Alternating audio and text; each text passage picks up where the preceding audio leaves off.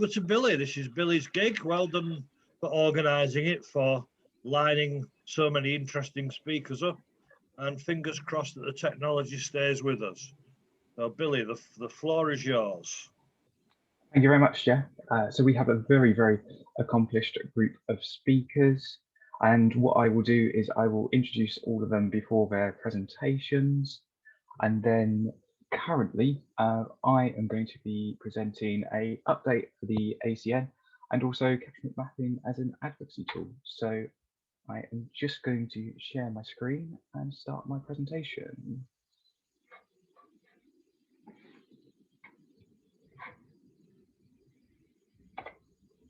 Can everyone see the presentation now? Jeff, can you come off mute? Thank you very much. Okay, first of all, a general update for the Aire Catchment Network and how we can help other organisations. So the aim of the Aire Catchment Network being the name of the organisation who are catchment hosts. So catchment hosts are CABA groups, and they are designed to have the following aim, which you can currently see on your screen.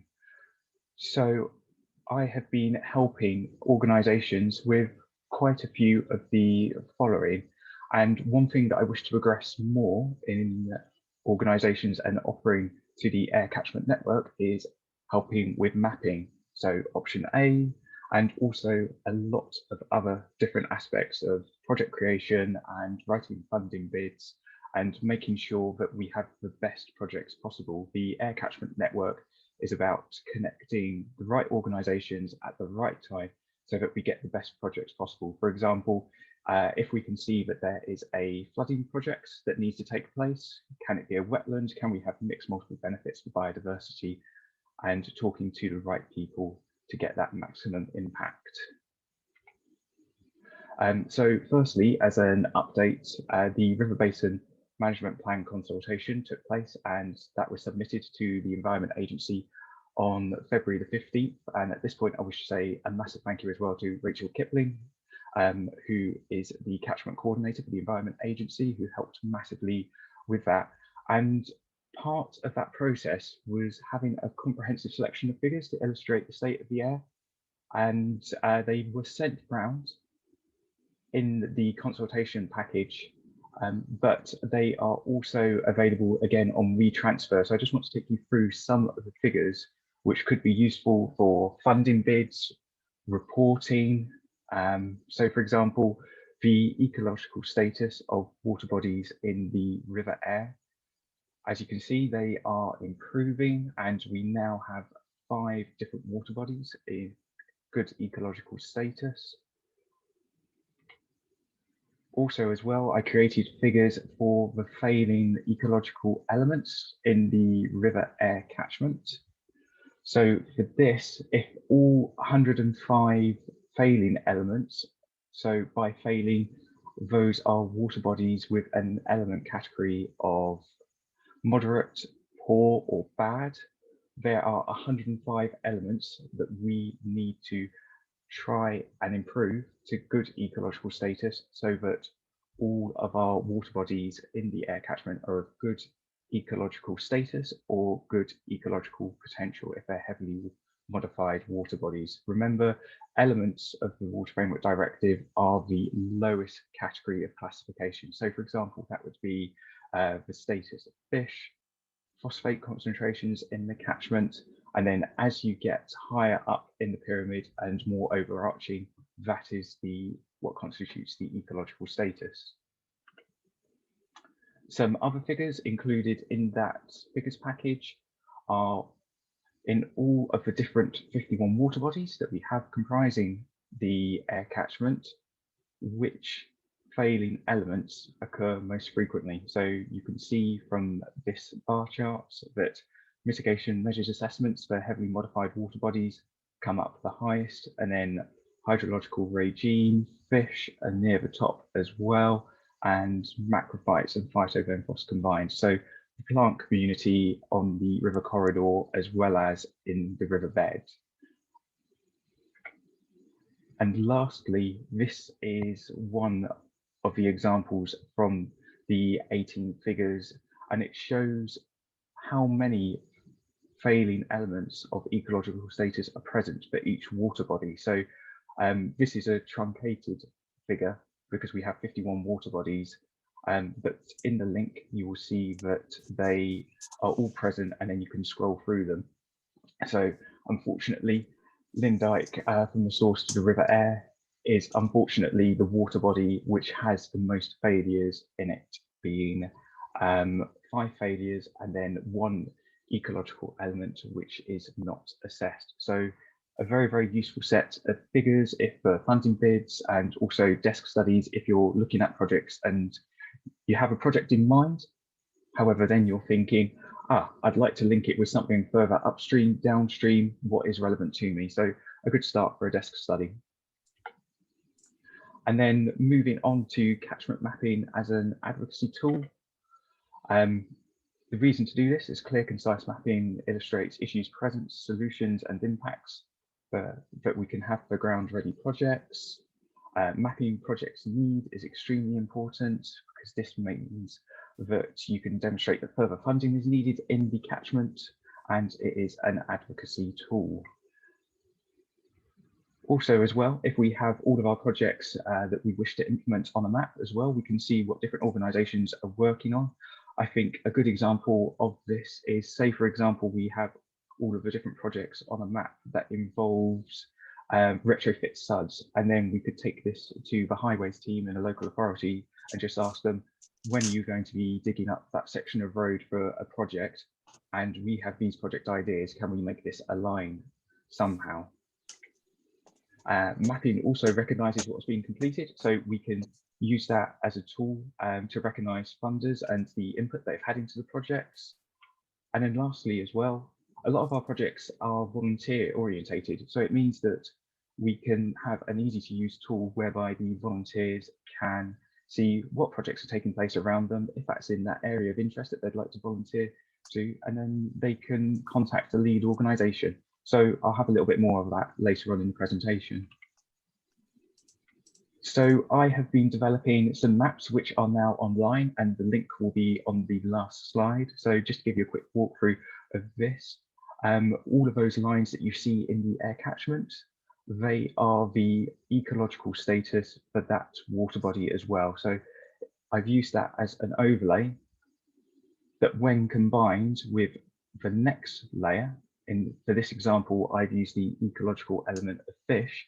You can see the overall ecological status of the water bodies, but also the status for fish. And I have included a variety of other different elements of WFD 2019 Environment Agency data. So at the moment, we've got invertebrates, phosphates, macrophytes, labels are on there as well, dissolved oxygen, and the mitigation measures for heavily modified water bodies. We do have access to the CABA data set, and the CABA layers are very, very comprehensive. So it helps with project creation. It helps to verify a project if you have a passion. So some projects are created where you have the data to originally say we need this project to take place, and then other projects are created because of a passion and someone has gone at the ground level and said, I think this project can take place. Let's try and build as much of a business case as possible. Some different layers which I find really, really interesting are, for example, the different categories of pollution incidents on this slide. And then on these slides, as an example, we've got the index of multiple deprivation. As an example, if we have a funding bid that's volunteer orientated, then we can use that information to be able to identify that the project not only helping the environment, will be able to help with well-being, connecting people socially who would not normally be connected together, and also being able to say this project will help people's well-being in a very, very productive way. So if you do have a project and you would like access to any of those layers, please do contact me, and my email is at the end of this presentation. Other maps which I find really, really useful This is SciMap. So for the Bradford flood alleviation scheme, one thing that we want to do is look at opportunities for natural flood management. And you will see where my mouse cursor is currently hovering, that there is a lot of pink areas on that map. So SciMap, in this case, what it is doing is illustrating the erosion risk, and the erosion risk is linked to two main elements. One element being the steepness of the slopes, which are around those areas, and then the second is what the land is currently. So for example, on the western side of the Bradford Beck catchment, we found that there's more fields and there is more open space. And on the eastern side, as an example, we have found that it's more highly concreted, urbanized, and as a consequence of that, natural flood management isn't going to be as strong an option there, but it will be retrofit suds. So something very, very important to consider for a ground truthing tool and seeing what can be done where. One note of SciMap is that with the values, they go from 1 to 0, as you can see on the legends there. It is just for this area. So for example, if you were to create, say, another SciMap in Bingley, that would be just for that specific area. So for example, what I'm trying to say is if a value is 1 in this area for this SciMap model that you've generated, 1 has a different intrinsic value for that different area, be it Bingley, Keighley, wherever else you want to look at installing NFM features. Another tool for catchment mapping is going to be for illustrating projects, and is the funder recognised? Logos as well. So on this side, we've got a variety of project information, which is used for a project log. And what I would like to see is everyone update all of their projects and be able to give me this information so that we can use it as a tool to recognise what projects we wish to take place, what is taking place, what have we done really, really well, and then we can acknowledge the funders. And that is going to be done using a project log tool. So this is in ARC Survey 123, and it asks all of the questions to get the data which you see on this pop-up here. So I've used one example, Nature Connections, which is an Air Rivers Trust project, which is funded by the Green Recovery Challenge Fund. So there is a link to the project log at the end of this presentation as well. So finishing up where I started, what we wish are the best projects possible with mixed multiple benefits so that we have a maximum impact, and we wish people talking to each other as much as possible to realise the potential that we've got in the air catchment. So please do give me an email with all of the different projects that you would like to see, and then what I will do is I'll try and keep you in contact with the correct people, and then let's build a project log, let's build an inventory of different projects so that we can say the air catchment needs this amount of funding for the projects that we've identified, and then we can also develop the business case and say, but we haven't identified all of the projects, there's still a lot more to be done. So here are my contact details, and then what I'll do after the presentation is I will put in all of these links for all of the different materials which I've described, and thank you very much for listening.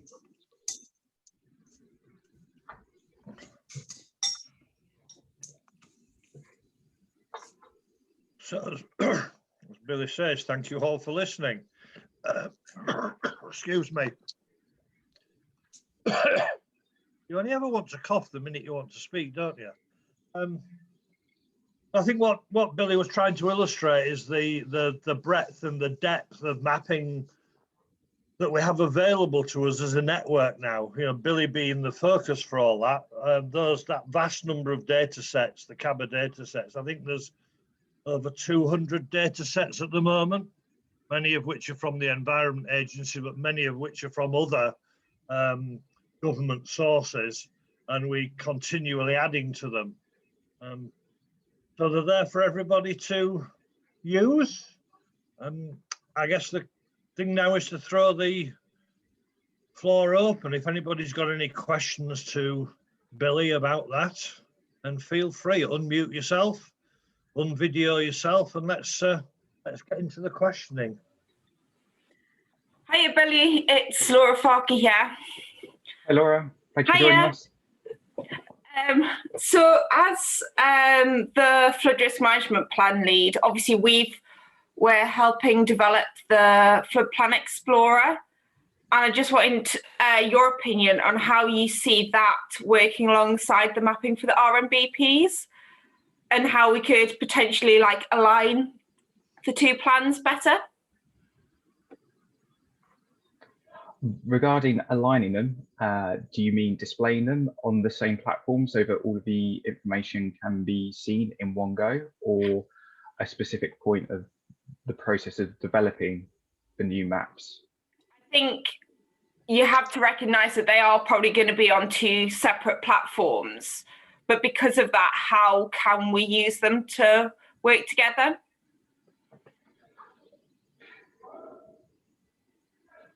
I'm not sure, is the honest answer. What is the main content on them? So it's showing the flood risk areas, and you can basically click on the shapefile and see what the measure, basically the measure is within that flood risk area.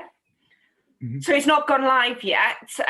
So, you know, away from this meeting, I can show you what it would look like. It's just something I think we need to probably think about how we'd go forward from here and how we can align them. Yeah, I think if I could come in, one thing I do know is happening is at a national level, there are fairly extensive discussions going on about how the flood risk stuff in general might be incorporated into the CABA data package. So at a general level, it'll be picked up by that eventually, but it might be worth the discussion that you've just suggested post hoc about what we might be able to do locally. I think being able to use SciMap and identify the areas where natural flood management can take place will be very, very important. And then we can highlight those areas as mixed multiple benefits. And then we can use some of the Natural England's magic data as well, and then devise where habitat corridors can take place, and then start adding to the OM4s for the cost benefit calculator. That's one thing that I'd like to see, because if a project and flood risk, if a flood risk aim can be met by a natural flood management source or something such as that, rather than hard engineering, then that I think would be one of the core outputs of aligning the maps together. And I think one thing I'd like to see quite early on as well, Laura, and Victoria and one or two others, is actually to map the FCRM projects. And I've already started talking to one or two people in FCRM about that, because it could be quite interesting to be able to look at where is there an FCRM project and when is it due, and then us quality people for the moment can then have another look and say, oh, I wonder if we might be want to do something or be able to do something either in parallel or in collaboration. I'm hoping we can do that relatively soon, even if it's just I know most FCRM projects are area projects rather than points, but the minimum we can do, we can put a point on a map and say this is the sort of geographic centre of this project. Anybody else? Hi, Billy, Rachel Kipling, EA. I just say thank you. I think that's a really good overview, and I think the real benefit is just having this information in a really accessible way for a lot of people. I know that you're really good at digesting data and information, and but a lot of people find that very difficult, and so having it all on one platform in a really accessible format, and these maps especially, is really good. And I think, as Jeff said, just pulling in all the different sectors where we can is going to be really useful as well. And I guess, as Laura said, if we end up with things on different platforms, it's just about signposting as well, isn't it, from our site, so that people know there are other useful bits of information there that they can access as well.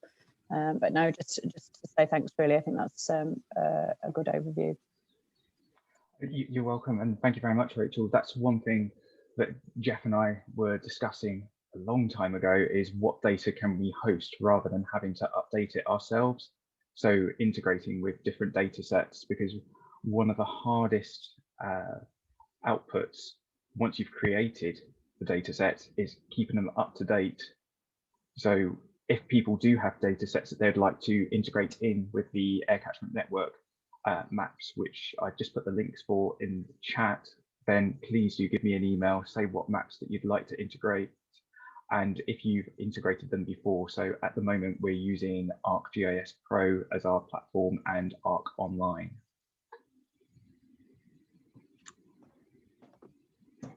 Well, if nobody else is jumping in with a question, then that's quite good, because we're almost spot on time. I think the next one is I'm not sure whether it's a double act or a consecutive act, if those are different, between Fiona and Ian. Who's going first?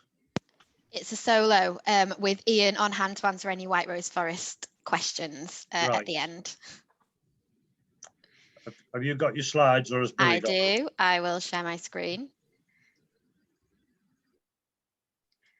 Can you see that? We can. Fabulous.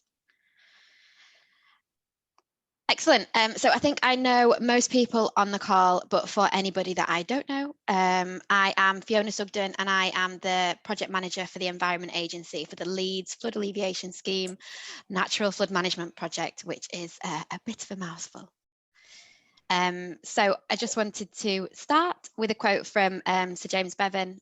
So recently, the Environment Agency launched the new Flood and Coastal Erosion Risk Management Strategy for England, which cited the need to develop climate resilience as well as protection. And a significant part of this strategy focuses on delivering nature-based solutions and natural flood management, which work in partnership with engineered defences to help capture and slow the flow of floodwaters. So I'm sure you all know that there is a history of flooding in Leeds, sitting on the middle to lower Aire, and the most recent significant event occurred in 2015. When those floods hit, the Leeds Flood Alleviation Scheme Phase 1 works was already underway, and that was completed in 2017. Those works focused primarily on developing the engineered protection in the city centre, and you can see some of the weirs and defences there around the Clarence Dock area of the city. So as well as continuing to develop those engineered protections around the city and out into its suburbs in areas like Kirkstall and Calverley, Phase 2 of the Leeds Flood Alleviation Scheme project also considers that wider catchment approach.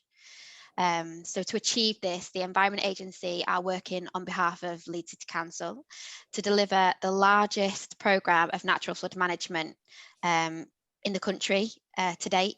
And that programme will cover the upper reaches of the River Aire and ultimately enhance protection to Leeds City region, but also benefiting each of the communities along the upper Aire in a variety of ways. So it's not the best slide. There are lots of benefits that we'll achieve, but our overall project objective is to reduce peak flows in Leeds in a 1 in 200 year event by the year 2069. This project doesn't make speaking very easy with all of the objectives and the name and things like that, but ultimately we'll aim to counteract the impact of climate change on rising river levels and enhance the standard of protection within the city by up to 30 years. But given that this is a catchment-wide approach, will reduce flood risk, but our wider objectives also include a variety of other benefits to people and the communities throughout the River Aire catchment, as well as Leeds city centre itself. So that will include reducing or slowing the flow of water locally as well as downstream, increasing habitats, improving water quality. So we're working closely with the Upper Aire project, developing community spaces, and also creating educational resources and volunteer opportunities, although those volunteer opportunities have been restricted significantly over the last 12 months with COVID, but we're looking forward to when we can start sharing those opportunities again. So we'll aim to achieve our objectives by delivering a range of 11 different natural flood management interventions.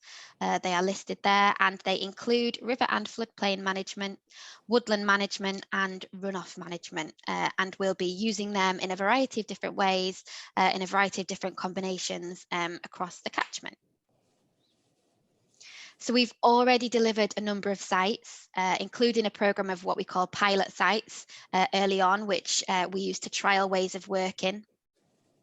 Other sites that we've delivered to date include a variety of interventions, work around the tarn on the Malham estate with the National Trust, tree planting and other interventions, as well as a research hub on the Brownlee Triathlon site with Leeds University and the River Stewardship Company, and then also tree planting and development of community spaces in Keighley with Keighley Town Council and the River Stewardship Company again.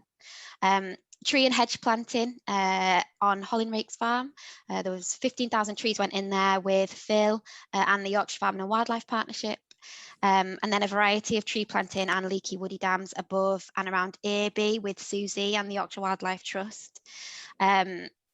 What do all of these projects have in common? And that's that they've all been completely reliant on our ability to work in partnership with each other. So the Upper Aire catchment, I'm sure you all already know this anyway, but that covers 700 square kilometres and 5 local authority areas, including National Park. Within that catchment are also more than 150 brilliant organisations and stakeholders, all working to improve the environment that we're working and living in, and a few of which are here today. So in light of this, it has been critical and kind of a daily part of my day-to-day job for the last 12 months, working together, developing relationships and trying to make sure that we can really harness all of the variety of experience, relationships and expertise that so many of you have been developing for so long.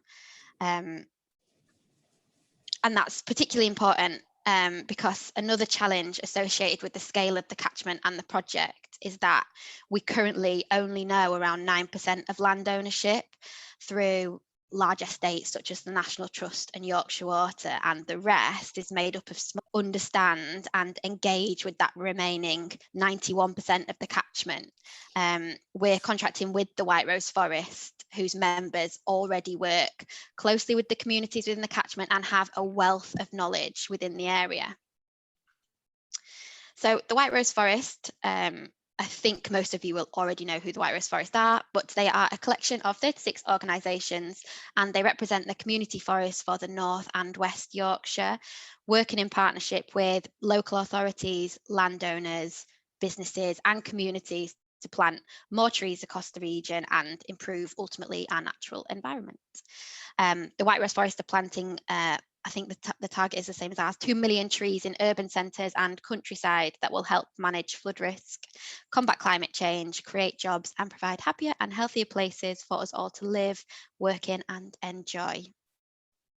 Within the Upper Aire catchment, the White Rose Forest are working with us to deliver landowner engagement activities, so using their expertise to help bring landowners on board with our project. Another challenge with the size of the catchment and the diversity of the environment within the catchment is data gathering and management. So in order to identify and successfully deliver sites, we need to know as much as possible about the area that we're working in. To help us overcome this, the Environment Agency are also working with Mott MacDonald to develop a software platform which will help us to store and manage all of that data. And data in this instance refers to things like land boundaries, hazardous areas, utilities information, archaeological and heritage sites, invasive species, public rights of way, to name a few. So I mean, even that list that I reeled off just then, there's so much data and so much information about the catchment that is useful to us all. Having that stored in one place is really important. So that platform will hold all of that information, and then will also facilitate the automation of the end-to-end process from site identification, solution development, delivery, and then future monitoring. So for example, it consists of land bank data management, site concept design, pre-construction activities, carbon calculation, monitoring, and within that platform, the team will be able to visit sites with an iPad and have all of the data relating to that site in their hands. They'll be able to work with landowners to develop solutions in real time, which will then be passed forward for further development through the platform process. The platform is also important, not only in gathering and storing data, but to help us to coordinate activities between parties. So just back to that 150 stakeholders, many of which are within the White Rose Forest. A number of White Rose Forest organisations are getting involved. So we just need to be able to make sure that our approach is consistent. And that's another benefit of using this online platform. Will just mean that everything is done in the same way, even though it's being done by a variety of different people.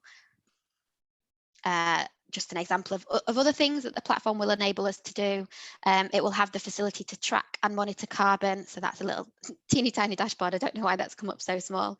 But basically what our woodland carbon calculator will do is when we identify a site, it'll help us to calculate, based on the project area, the number of seedlings that we'll be able to plant, the anticipated cost of those seedlings, and the carbon sequestration opportunities as well.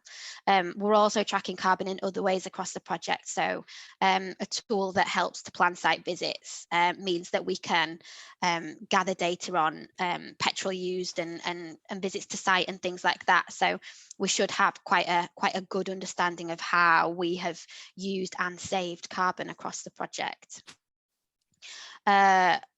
We'll also be able to automate different areas of construction planning. So one of the banes of my life as a construction project manager, is developing pre-construction information. And this tool will enable us to automate those forms, which is a huge efficiency in my experience. Being able to have all of that data, turn it into a form and get into contract as easy as possible. So translating that into our delivery plan for this year and future years, we are in the process of mobilising our landowner engagement team at the minute. So White Rose Forest members are due to take on training next week, and then there'll be a period of mobilisation where they can go out and get used to the platform and things like that. And then from May onwards, so from the end of next week, our landowner engagement will begin. So we'll be gathering new landowners for future deliveries of sites, and we'll also be continuing to work with existing landowners that we've got to develop and deliver sites for them as well. And then 2021 to 2025, so the life of the project that's left, we hope to be building successful and effective relationships across the catchment so that we can all meet our objectives and share those benefits as well. Any questions? I can't see anybody when I'm sharing my screen, so I'm just going to come off that. Thank you very much, Fiona, for a very, very comprehensive overview. If anyone does have any questions, please just put your video on and then we can see who wishes to speak.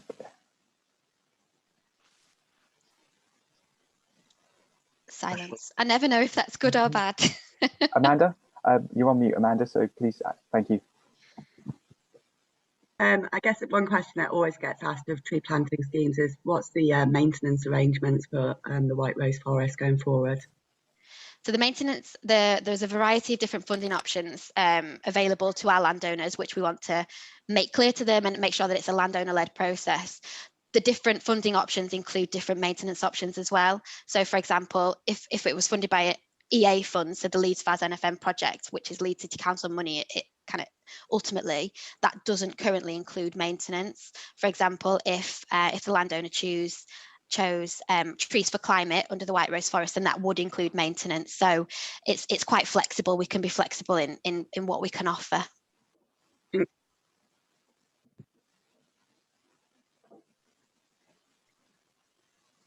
Ian, are you? No, I'm just... Were you gearing up to answer that question, Ian? Your little bit yellow box lit up.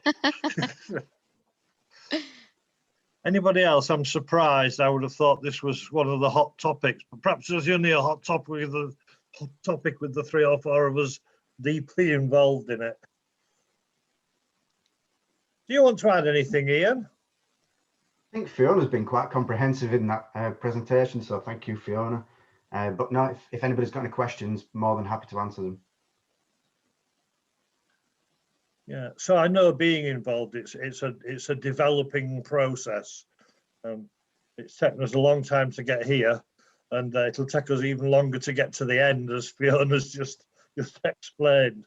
I think we've got a question here in our office. Gosh, can Nick? I'm Simon.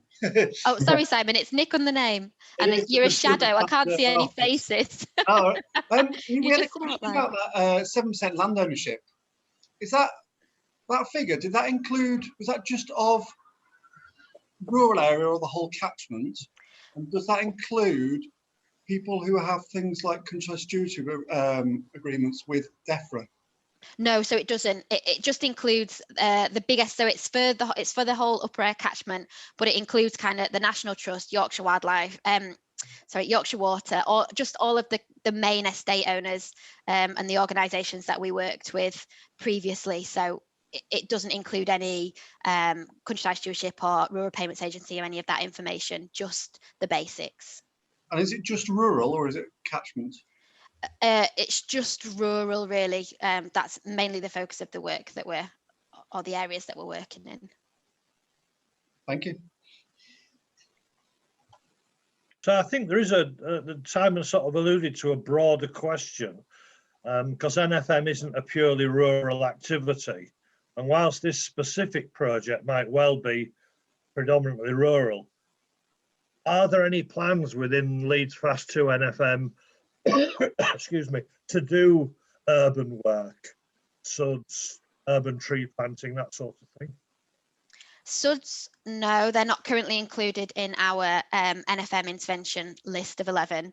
Urban tree planting, yes, if that's where we get interest. I don't think, what I would say is that our catchment covers basically Leeds Ring Road up, and I don't think there are many what we would consider particularly urban areas within that.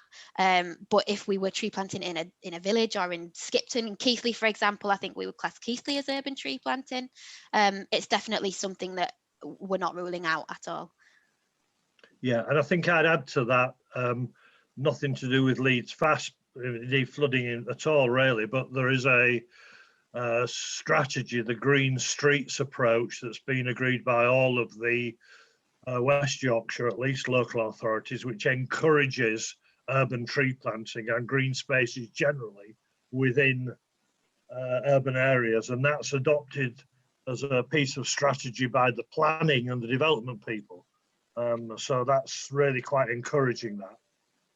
And indeed, West Yorkshire Combined Authority are also signed up to that. So the big money that comes through WICA to local authorities is sort of inevitably tied to green streets.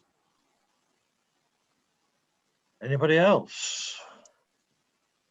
Regarding SUDS projects, could we use the Leeds FAS NFM money as match funding for the same output, i.e. what we want to do is reduce flooding? I would have to look into that, depending on our objectives and our KPIs set by Leeds City Council. Billy, can you be more explicit as the sort of thing you're meaning? Well, say for example, funding for what? Well, say for example, the end output is we want to reduce flooding in Leeds. So therefore, we've got most of the middle and upper part of the Aire catchment.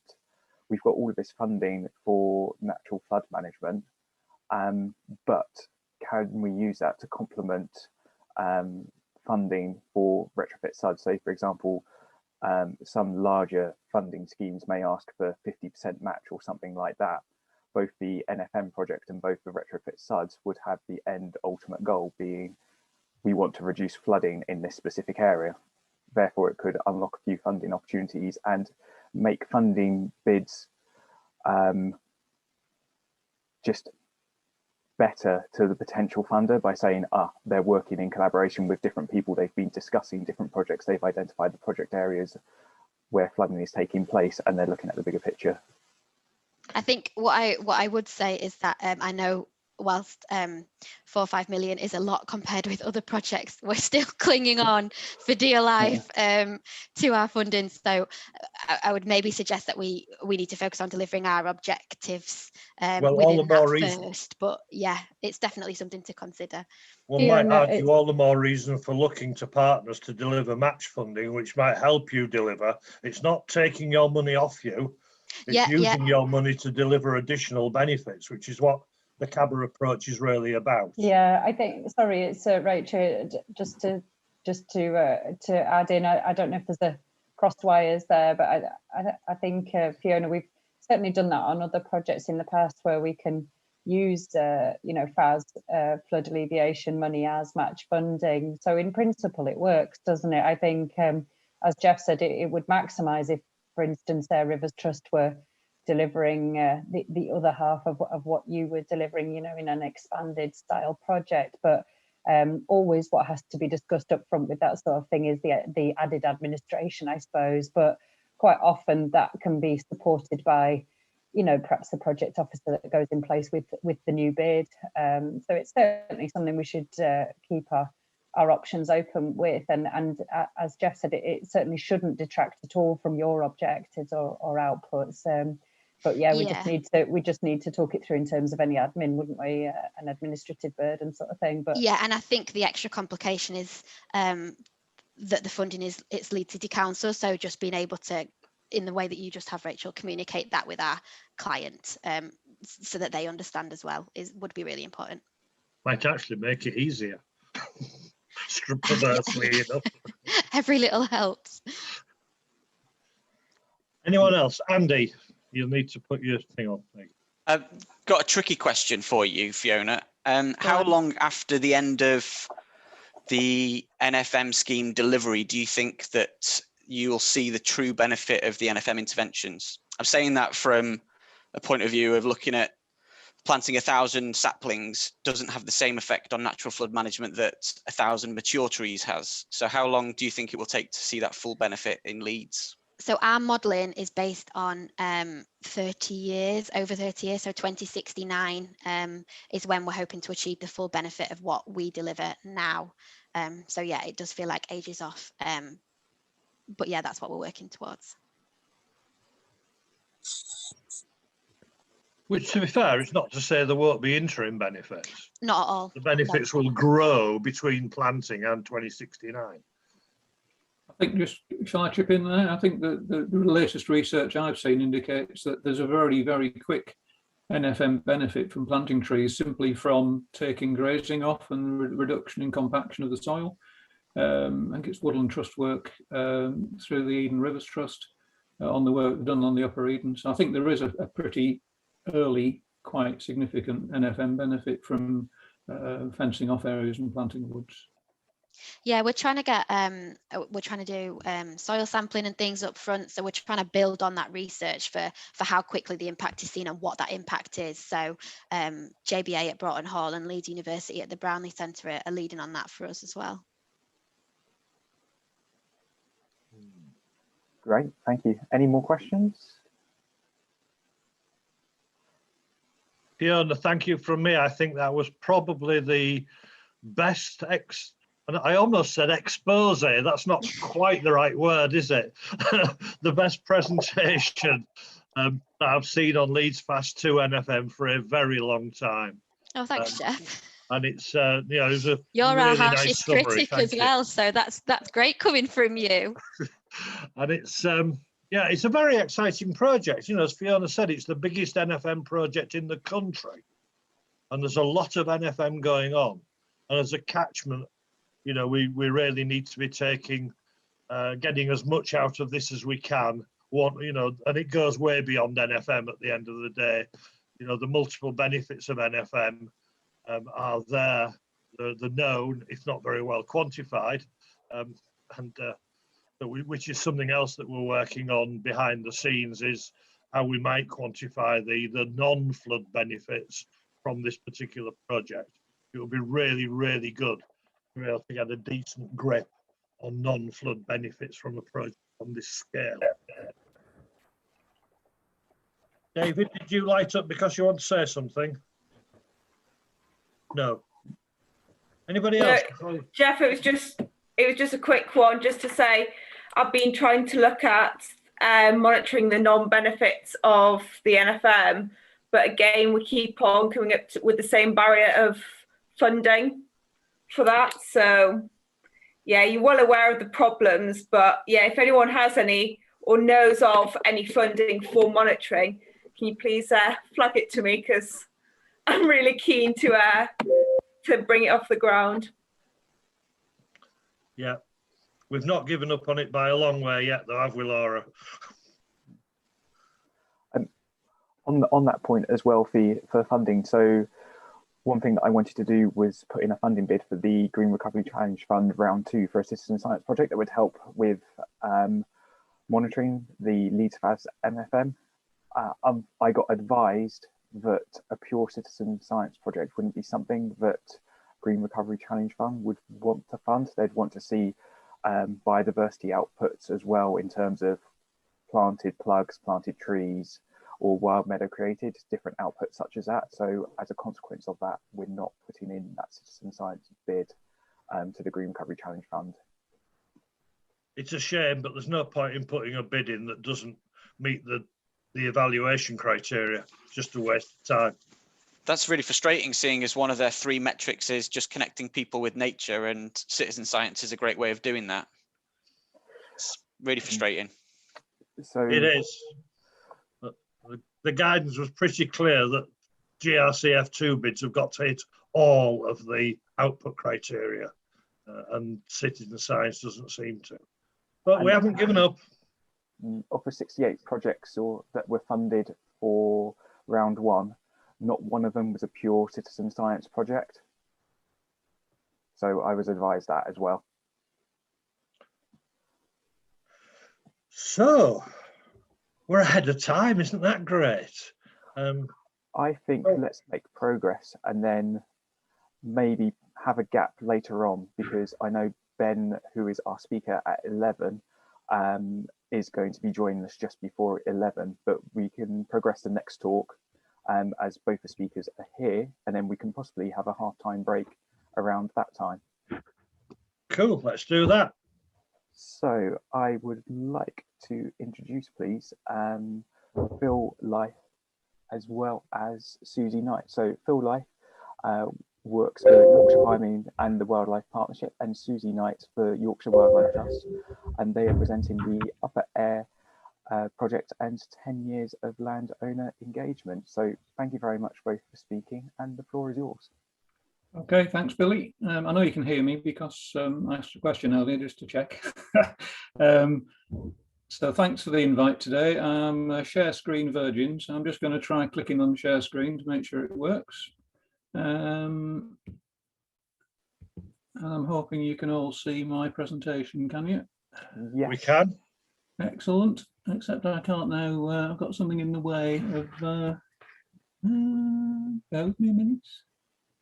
I'm trying to run it. If you hit F5 on your keyboard, Phil. From current slide. Yay. Hopefully you can see that. Looks great, Phil. Thank you. So I would like to give you a bit of historical context on what we've been doing over the last 10 years on the Upper Aire. We being Yorkshire Farming Wildlife Partnership in conjunction with the Yorkshire Wildlife Trust. So I'll be doing sort of 10 minutes-ish. And then Suzie's bringing things up to date with another 5 minutes, and then we can have questions afterwards. Yorkshire, just quickly, Yorkshire Farming and Wildlife Partnership, we basically are the successors of what was the Farming and Wildlife Advisory Group in Yorkshire. I worked for FWAG since 1986, and in 2011, when FWAG went out of business, sadly nationally, we set up this Yorkshire Farming and Wildlife Partnership, the 4 of us that used to work for FWAG.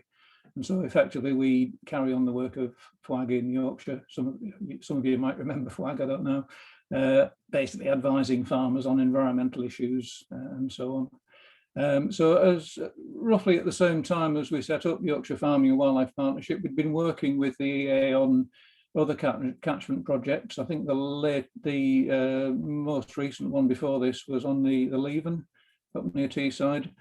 We entered into discussions about doing something similar on a catchment linked to the Water Framework Directive, and we hit on the Upper Aire as being a target area. So the whole thing was driven by, I'm not sure whether you can see this thing at the top of the screen, which I'm trying to get rid of. Never mind. Driven by the Water Framework Directive. So it was all to do with trying to sort of improve water quality within the Upper Aire catchment upstream from East Riddleston. We started out the project with a series of objectives, which included effectively engaging with as many of the farmers and landowners in the catchment as possible to talk to them about how they were farming currently, how we might be able to work with them to reduce the impact of diffuse agricultural pollution and to restore some of the physical habitats, the riparian habitats, particularly eroding riverbanks, etc.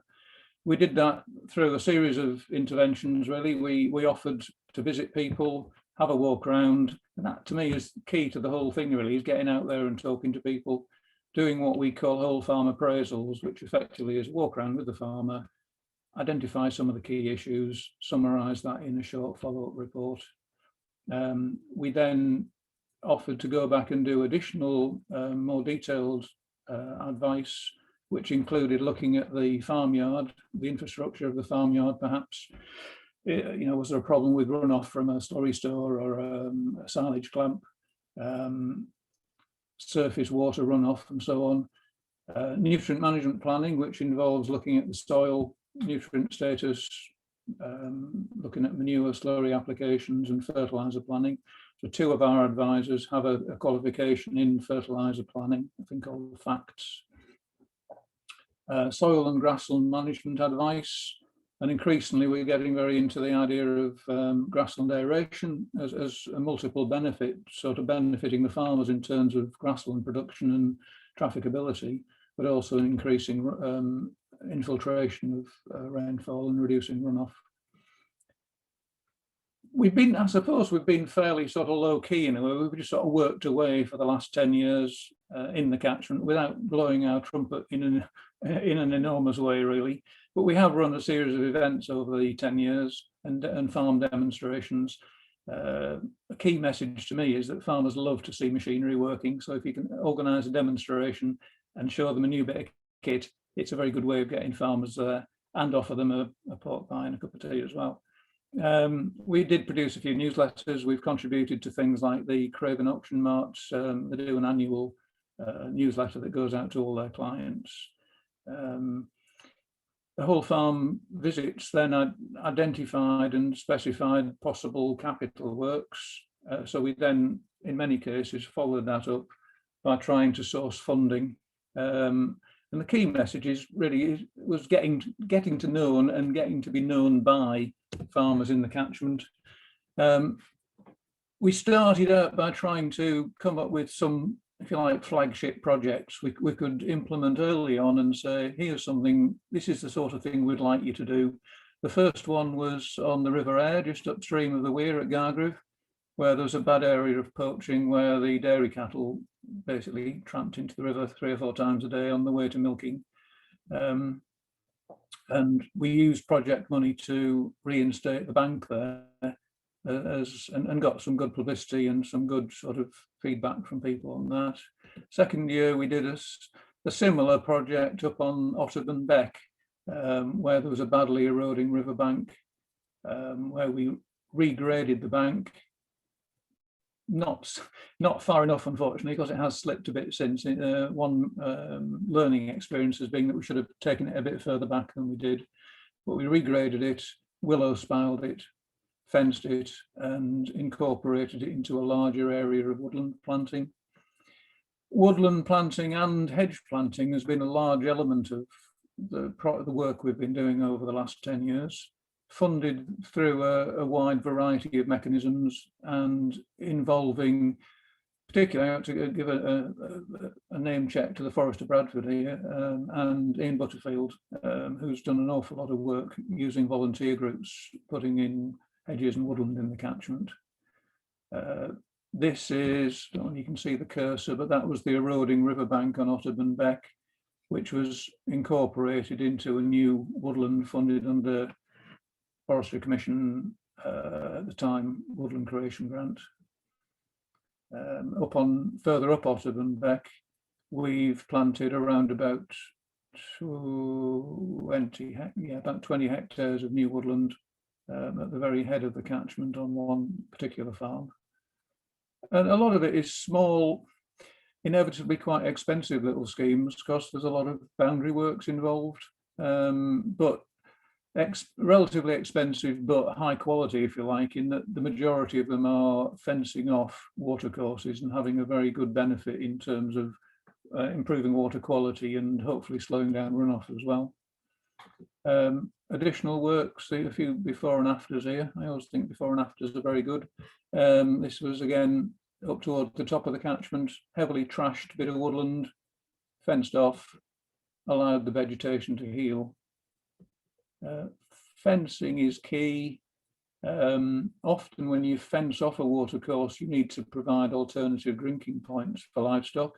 So we've tried a variety of different approaches. This is what we call a pasture pump, that the animals actually pump themselves with the nose to get the water out and fill a trough.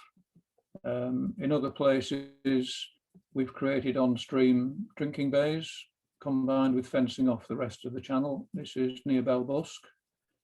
This is just after implementation. It was incorporated with a fairly lengthy section of riverbank fencing, which was then willow spiled. And this is it fairly recently. So you can see how, it always amazes me really, how the vegetation sort of changes so rapidly just by excluding the grazing and becomes much more erosion resistant and much more biodiverse, to be honest, as well. And early on, probably after about 4 or 5 years, we decided to have an initial go at some NFM interventions in terms of leaky dams on a farm right at the head of the catchment. And it really was just an experiment. We'd heard a bit about what was being done. We did a visit up to Belford, up in Northumberland, to see how the work there worked. And so we had a go with some leaky dams on the top of the catchment. Okay. So we haven't been great at blowing our trumpet, but we have sort of worked. We've got known by the farmers in the catchment. I think that's the key thing. We have used things like SciMap, which you've heard about earlier, to help us target some of our interventions. But really, it hasn't driven the whole thing. It's been used as a tool, really, to say, well, you know, there's something there, looks like it might be worth doing. Is it highlighted as being an area that will have particular benefits in terms of reducing sedimentation, etc. In terms of what we've learned, then, I see time's running out. It does take time to engage and build a relationship with local farmers, and we're still getting new contacts and new requests for advice from existing contacts after 10 years. I think it's really important to have people that the local farming community know, so that they can just have a word with you when they think they've got a project that might be interesting. It's useful to showcase projects in the early part of the project, but word of mouth is absolutely crucial within the farming community. And I guess what we do is what hopefully we're good at is working with farmers and landowners.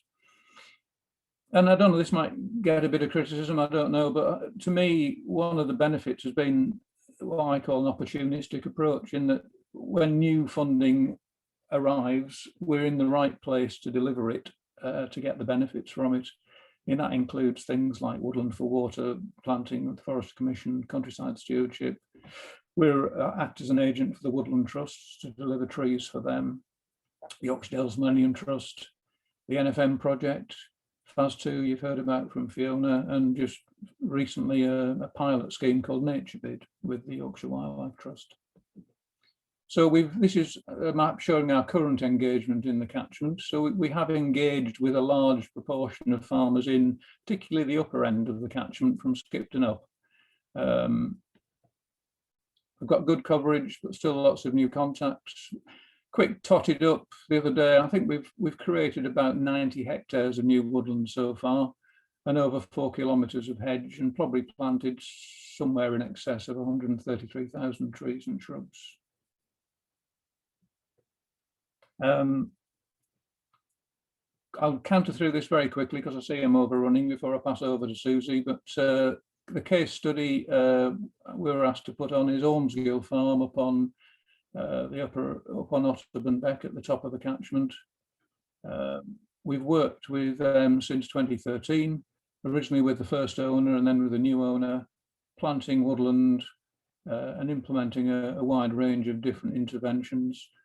The farm was highlighted as being a high risk area under SIMAP, so we've planted a lot of those with trees, and we've more recently put in some leaky dams. Initially, we did carry out a sort of soil and water survey funded by catchment sensitive farming through the national park up there to highlight some of the key areas as well. And finally, just a few pictures of the farm itself before, to show you what it used to look like, and then after the planting, fencing off a lot of the riparian areas to exclude livestock and create this sort of rougher vegetation with a higher infiltration rate adjacent to the watercourses. I think that's quite a good picture, showing the sort of shaggy margins, if you like, alongside the watercourses. And that was just the other day, seeing how things are growing now. So that's me. Sorry, Suzie, I've overrun by 2 minutes 50 seconds, but I shall pass over to you now. I'm surprised it was only that short an overrun, Phil. Thank you. Phil, don't worry about it. We're about 10 minutes ahead of schedule anyway. Oh, bugger, I could have taken more time, sorry. So Suzie has pre-recorded her presentation, so hopefully I will be able to play this, and then Suzie and Phil will both be available for questions and answers. So, thanks, Billy. The moment when you've got so many screens, you can't actually see which one should be playing.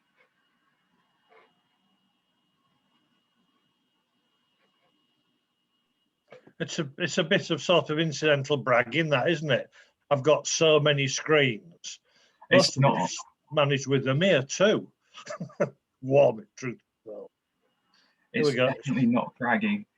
Can you see a presentation there? We can. Brilliant. Hopefully you can hear it as well. I'm just going to click play, and if it plays for 10 seconds and you can't hear anything, Jeff, could you please tell me? Hi everyone. I'm Suzie Knight. I'm the NFM Project Officer for Yorkshire Wildlife Trust in the Upper Aire, and I'm going to give you a brief overview of this project that's just finished, which was funded by the West Yorkshire Combined Authority and put together following those awful Boxing Day floods in 2015. So this was a 2-year project which kicked off in March 2019 with a budget of £388,000.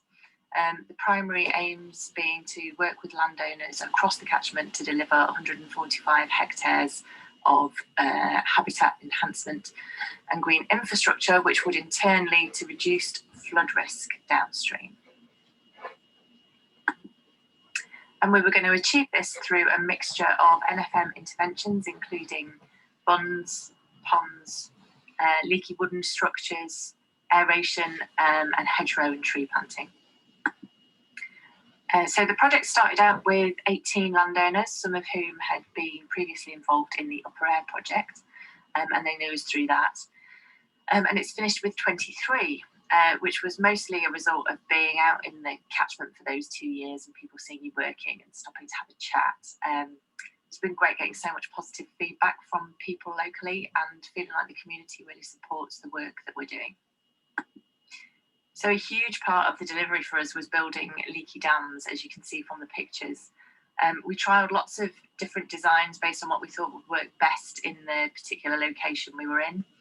And following a few washing away in that first winter, we learnt a lot and built them stronger and better, and just about got it perfect by the time we'd finished. The becks up here flash so quickly with unbelievable force. So I moved from dams which just went across the beck to adding barriers on land to capture that overland flow as the dam pushed it out of the channel. You can see some examples of that in these slides, how they work with low flow and high flow. I also stopped trying to put dams at all into V-shaped channels because the pressure that built up behind them when the water had nowhere to spill out to just ended up with a blown out dam. And as well as the dams, we installed 8 leaky ponds designed by our good friend Phil Lyth. These hold a very small amount of water year round, but have extra holding capacity available for high rainfall events. And then they slowly release the extra water over the next day or so. So similar to the leaky ponds, we have leaky bunds that were also designed by Mr. Lyth, who you can see in the top left-hand photo there, pointing at things. The arrow shows the barn, which orientates you, and you can see the difference on the land between before anything was done and after the bunds went in and a high rainfall event. On the right-hand side here, you can see the bunds sitting empty, and then the one below it, exactly the same site, holding water following another high rainfall event. The potential holding capacity for all the bunds and ponds combined across this project is estimated to be 500,000 gallons. Then there was the aeration and miles and miles of stock fencing to protect the trees and hedgerows. We got 12,000 trees in over the 2 winter seasons that we had for the project. Nearly 3 kilometres of hedgerow was either planted, laid or restored. And with the help of local volunteers, we collected 5,000 tubex that have gone off to a recycling scheme. Obviously, I didn't do this all on my own. During that first year, before everything went a bit strange, we did have volunteers out on site. We've got strong links with Leeds Uni and Craven College in Skipton, so we had volunteer groups out from there. Latterly, we had the Pat Foundation, who are helping army veterans with PTSD and injuries get reskilled and find a way back into work. Following the loss of Don in March 2020 and a lot of changes in the staff team, I ended up with 2 fantastic delivery assistants who worked really hard out in the field with me, delivering all this stuff. Ian and the Your Green Kick team were our right-hand delivery partners, and we couldn't have done it without them. We had a lot of help from Yorkshire Farming and Wildlife Partnership and the Wild Trout Trust, and in the end we got farmers to do the work themselves on their own land. So to all of them and to you for listening, thank you very much.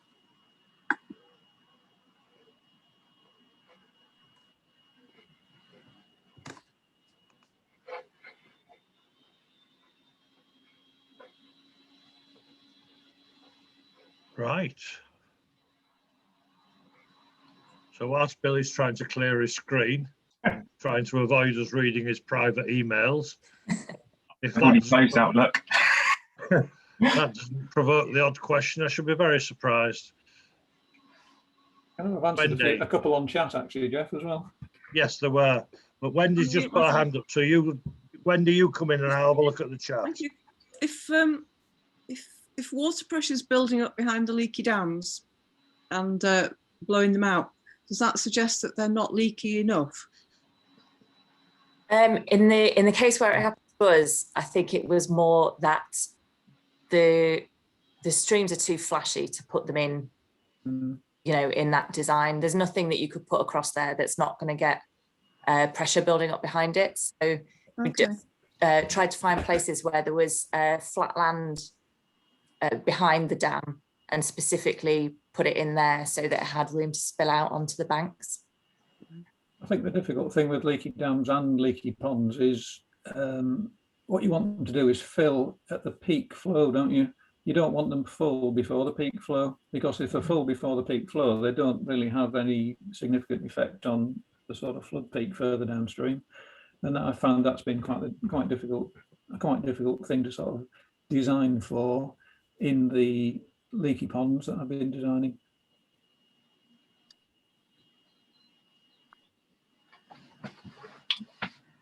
That is yes, I'm not a beaver though, Amanda. That is one of the most important aspects though of NFM design, is you do not want to under any means have peaks add up together. It's same as a project got presented on a DEFRA NFM presentation, and the farmers had the ability of removing some of the sections of the leaky dam so that they could release water if it was forecast to rain the next couple of days, just to help and have a bit of control over those peaks as well. One thing that I'd be interested in is, Suzie, do you have any pictures of where those leaky dams blew out? So when we're designing projects for the Lead FAS NFM, we know how vertical and how V-shaped we shouldn't go. Yeah, absolutely. We were quite good on the monitoring as things have gone on. So I've got loads of pictures of how they started and how they finished and where they moved on to that I can share with you afterwards. Yeah. Really helpful. Thank you. Whilst I was sharing video, I couldn't actually see the chat. So have questions been answered that have come through in the chat? Yeah, they have. There was a question from me about beware the Reservoir Safety Act. If you're going to make temporary storage areas, you do not want catching by the Reservoir Safety Act. Fiona thinks it's 15,000 cubic meters. Phil Lyth thinks it's 5 million gallons. And my brain at 70 isn't quick enough to know whether those are the same volume. I think it's 5.5 million gallons. I think it's a hectare 1 meter deep. So I think it's 2,500 cubic meters. But I'd need, yeah, we'll need to Google it, Jeff. Yeah. I mean, the point is, it's an issue. You know, for anybody who, and I'm sure those of us on this call are well aware of this, you know, but if you weren't aware of it, you can't just go building dams. And I've only got 15,000 cubic meters in my head, because at Broughton Hall we're looking at there's a potential for 110,000 cubic meters of storage, and we are only looking at, or we're splitting that into less than 10,000 cubic meter ponds, because anything between 10 and 15,000 we're bordering on the Reservoir Safety Act. So that's why I've got 15,000 in my head. We're making sure that all of our ponds that we're potentially looking at Broughton Hall are less than 10,000 cubic meters. Cool, thanks Fiona. What else? Beavers. Does anybody want to talk about beavers? No? They're the vogue subject at the moment. I've got another question for Phil. Phil, you had a map of all of the different locations where you've worked on the Upper Aire project, and I was wondering how many different landowners have you engaged with around that area who said no thank you? That's a good question. How many land? I don't know whether there's any have actively said no thank you. I mean, I think what we find we need to do is to be good at selling ideas. So you can say to somebody, do this, you know, yes, you'll lose some land, but you'll benefit the environment, and it may go down like a lead balloon. But if you say, do this, we'll fund it, it'll mean you'll get a free stock-proof boundary and your sheep won't fall in the beck. and maybe if it's going through a stewardship scheme, you're getting a small annual income from the land that you're fencing off, then it's, I always think I'm a bit like an environmental salesman, really. You know, you just got to sell the idea. You think it's the right thing to do, but you've got to persuade. I always try and look at it from a farmer's point of view. You know, you've got to put yourself in their wellies, basically, and say, well, what would make me want to do that? And everybody's different, aren't they? Some people are, like a guy I went to see yesterday at Lothersdale, he's just really keen on trees. He's a farmer, but he loves trees. But other people need a lot more persuasion. Thanks, Well, Phil. if you're going to label yourself as a salesman, you need one or two much sharper suits than you've got. Jeff, could you see me wearing a suit? I think the last suit Not really. at my wedding, to be honest. And it doesn't fit anymore. Wendy, I saw that you had your hand up. Yeah, I've been waving. Yeah. So, question for Phil. You say that you've worked with farmers. Have you ever tried selling your ideas to sports grounds? No. I mean, I actually used to work in agricultural land drainage down in the southeast of England years and years ago, back in the early 80s, and no, sorry, 90s. Yeah, early 80s. And we did do sports field drainage then, but that's, as far as I know, is about my last involvement with the sports field. Okay. Sorry. What were you thinking? Just wanting some help. Oh, well, no, happy to help. Well, lower down is land is land. You know, it's not just farmers and landowners. To me, it's anybody that has a responsibility for managing land. Yeah. I don't really do urban, but any rural land, no problem really. So we do a lot of work with parish councils. Much of the smaller floodplain areas lower down the Aire Valley are used by cricket, rugby, football clubs because they're flat. Right. Yes. And, yeah. For some tips. Well, yeah, everything's worth considering, isn't it? Really. What I do find, having worked with quite a few parish councils, is it's a lot more difficult to work with a committee than it is to work with an individual farmer, because there's a lot more people want to talk, put their thoughts into the whole thing, and getting a decision can be quite difficult. Whereas if you can persuade that farmer that doing that thing is the right thing to do, he'll do it. Yeah, there's a lot more interests involved that are diverse and possibly conflicting with a sports field. But thank you. No worries. Yeah. Wendy, if you've not got Phil's details, get in touch and we'll give you them. We'll connect you up. I think knowing what you're thinking about, I think he's got something to offer. Okay. Thanks, Jeff.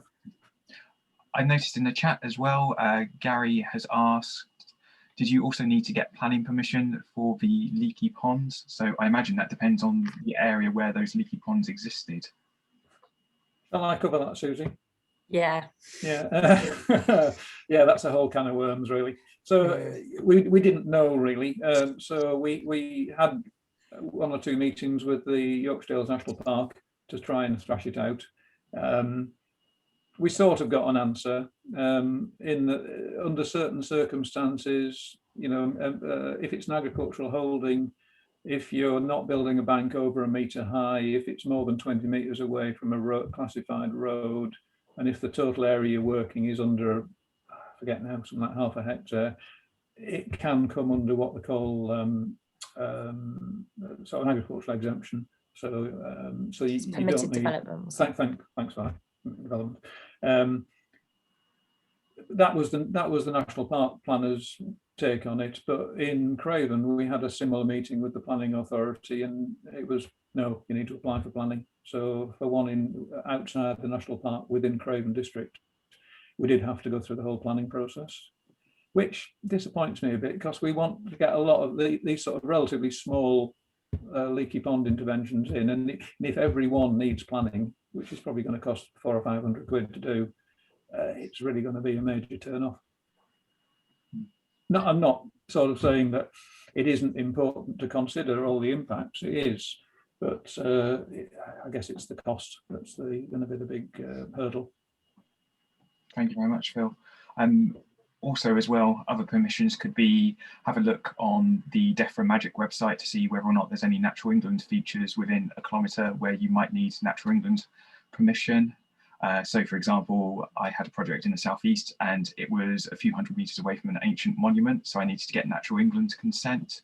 Other permits, if you are on the floodplain of what the Environment Agency calls a main river, then you'll need to have a permit or any feature which is 8 meters from the riverbank, unless it comes under a Environment Agency flood risk activity permit exemption. However, if you think your project comes under an exemption, then you still need to contact your local flood environment agency risk advisor to get the exemption in before work starts. And if it's actually affecting a channel, it might need works in rivers consent. If it's a main river, that's Environment Agency. If it's non-main river, it's within North Yorkshire, it's North Yorkshire County Council, the responsible authority. Yeah, that's quite simple. So both for the some of the river gates. So if we're putting a woodland in across, sort of fencing off a section of watercourse, we often need to put a river gate in, a sort of a swingy gate that goes across the channel. So we need to apply for works in rivers consent for those. But the County Council are quite good in that they'll let us lump a whole load together in one application, and the total fee is only £50. Guys, the photograph showed something that some of my colleagues would have gone at, and I wonder, you can probably guess, but can we have a 2-minute conversation about plastic tree guards and where we're going with them and how we handle them? Who's going to be brave enough to start? Sue's Miss Plastic Tree Guard person. Yeah. Well, as part of the project that we've just finished, I used some of the money to recycle half the number of guards that have gone out. So Tubex are now running a scheme where you can you get builders bags and they deliver them to your house or your office or whatever. You fill them up and then they'll pick them up from multiple different locations, so you can get volunteers to do it, and you do have to pay for it, but if you write it into a project at the start, then we can be collecting the same number of old Tubex in as part of a project where you're putting a certain number out. And we've found, haven't we, Suze, that often when you've taken them off an old scheme, you can reuse them. And yeah, it's better than recycling in a way, is reuse. Yeah, we collected 3 builders bags and have left them in a central location for the local environment groups around Skipton that always get in touch with us for tree guards and stakes. So they're just sitting there available for people to come and help themselves when they're doing their own tree planting.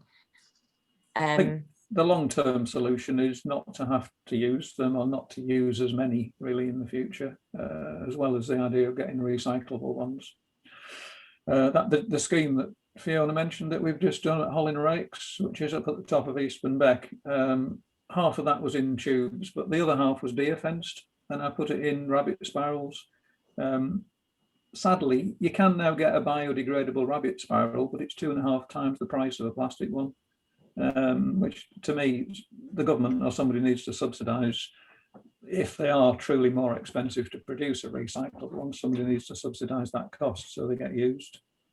But I think we need to look at tactical approaches, if you like, where we can create woodlands as much as possible, and minimise the use of plastic. And that might be fencing things out, it might be shooting things, controlling the pest for a few years so your trees can get away. Did you get a price comparison, Phil, on deer fencing compared to guarding them all? You can't do, every site's different because it's based on perimeter versus area. Yeah. So if you've got a massive area in one simple round or square ring fence over a few hectares, it's probably going to be more cost effective to deer fence than to put a tube on every tree. But if you can deer and rabbit fence, you can plant your trees without any guards at all.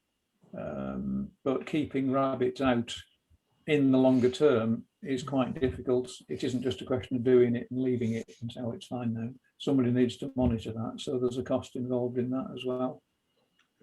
Wendy? Yeah, I was just so I've seen some examples of tree planting, sapling planting, where tree guards haven't been used. And in some places, the saplings have ended up as rabbit food. Yeah. And in other places, there's actually quite a high survival rate. And in those planted areas, I think in a few years' time, once the saplings have started to grow, they'll need to be thinned out or just die back anyway because of the density of planting. And I'm wondering if one of those different ways of looking at it and being more strategic about where and when we use tree guards needs to involve an appraisal of what wildlife there is in that area that will do damage to the trees, and also looking at expected survival rates in the first place in our yeah, I think you're right. Certainly you need to look at what's going to eat your trees. Are there roe deer? Are there likely to be roe deer, which they browse up to 4 feet above ground level? That's why you put the 4-foot tubes on. Are there hares? They'll browse up to 75 centimetres. Are there rabbits? They'll browse up to 60 centimetres. Can you reduce the numbers for a few years? So if you can if it's just rabbits, if you can coincide your planting with about a myxomatosis, your rabbit numbers are down. But can you really rely on that? I don't know. Certain species are more palatable than others. So some things get preferentially browsed by certain species, whereas other things, particularly things that grow fast, they'll get away from browsing quite quickly. So it's like, let's say if you're a forester, by the time you know how to do it all, you're probably too old to do it, sort of thing. You're learning all the time with trees, and every site is different. Well, I thought you were going to say that when you said some species are more palatable than others, that roe deer are more palatable than rabbits, but I got the wrong end of that one. I think I'd agree with that, actually. Yeah, quite like a bit of venison. Apologies to any vegetarians or vegans who are listening. There's a couple of things. If you're not watching the chat, then a couple of things have come up. Amanda's pointed out that the Source Partnership in Calderdale have been trialling cardboard-based tree tubes, and the Forest of Bradford have reused presumably some plastic ones recently. Fiona's pointed out trialling an area of rabbit fencing on the Brownlee Triathlon site, part of the Fast 2 NFM. And a question, which I suspect there isn't an easy answer to, what's the average natural wastage rate if no guards are used at all? I think that probably depends upon the location, doesn't it? And whether it does. You can't put a figure on that, really. I mean, your average, when you plant a wood, you allow for up to 10% dying in the first couple of years, and you do what they call a beat-up assessment. Beating up is replacing the dead plants either the first winter or the following winter. So you'll allow for 10% there, but no, you can't. It all depends on the pressure of what's going to eat your trees, really, and the soil. It isn't just things that are going to eat the trees. It's whether you're maintaining your trees. Another issue is, chemicals, isn't it? If you weed your trees with glyphosate for 2 or 3 years, they will get away, and you'll have a much higher success rate than if you do nothing. But there are also other techniques for ground prep before you plant to reduce the weed burden in the first 2 or 3 years, naturally, if you like, by mounding or inverting the turf before you plant. So in closing, because I'm conscious we've gone over, in closing, can I just add something in that? I do know that at national level, the agency are doing a lot of work on what some of their people call a design manual for NFM. Many of us involved in this have been encouraging the engineers to butt out and not to call it a design manual, because the risk is that it becomes prescriptive. And the guidance that's been going to national level from those of us on RFCCs and on national conservation groups is we definitely need a guidance manual to help consistency, but that's as far as it must go, guidance, because as Phil and as Suzie and everybody else knows, what you actually do is always very site specific and can't be dictated by some 3-foot thick manual that sits on a shelf in Birmingham or wherever head office is these days.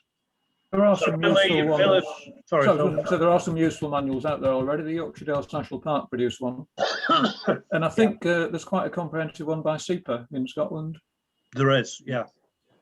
So I've realised now, and thank you very much for a very, very in-depth discussion there that we are going over. So a couple of summary points are, we've definitely got the potential to map out where tree guards have been used, and I'm going to offer the Aire Catchment Network to map out those, and the output from that would be to help design funding bids so that we can run events to remove them and then reallocate them across the catchment. And also, if anyone would like to be more involved with a basic how-to guide of what species are where and what is the best guard to use, do guards need to be used in an area, I've just put my email address in the chat.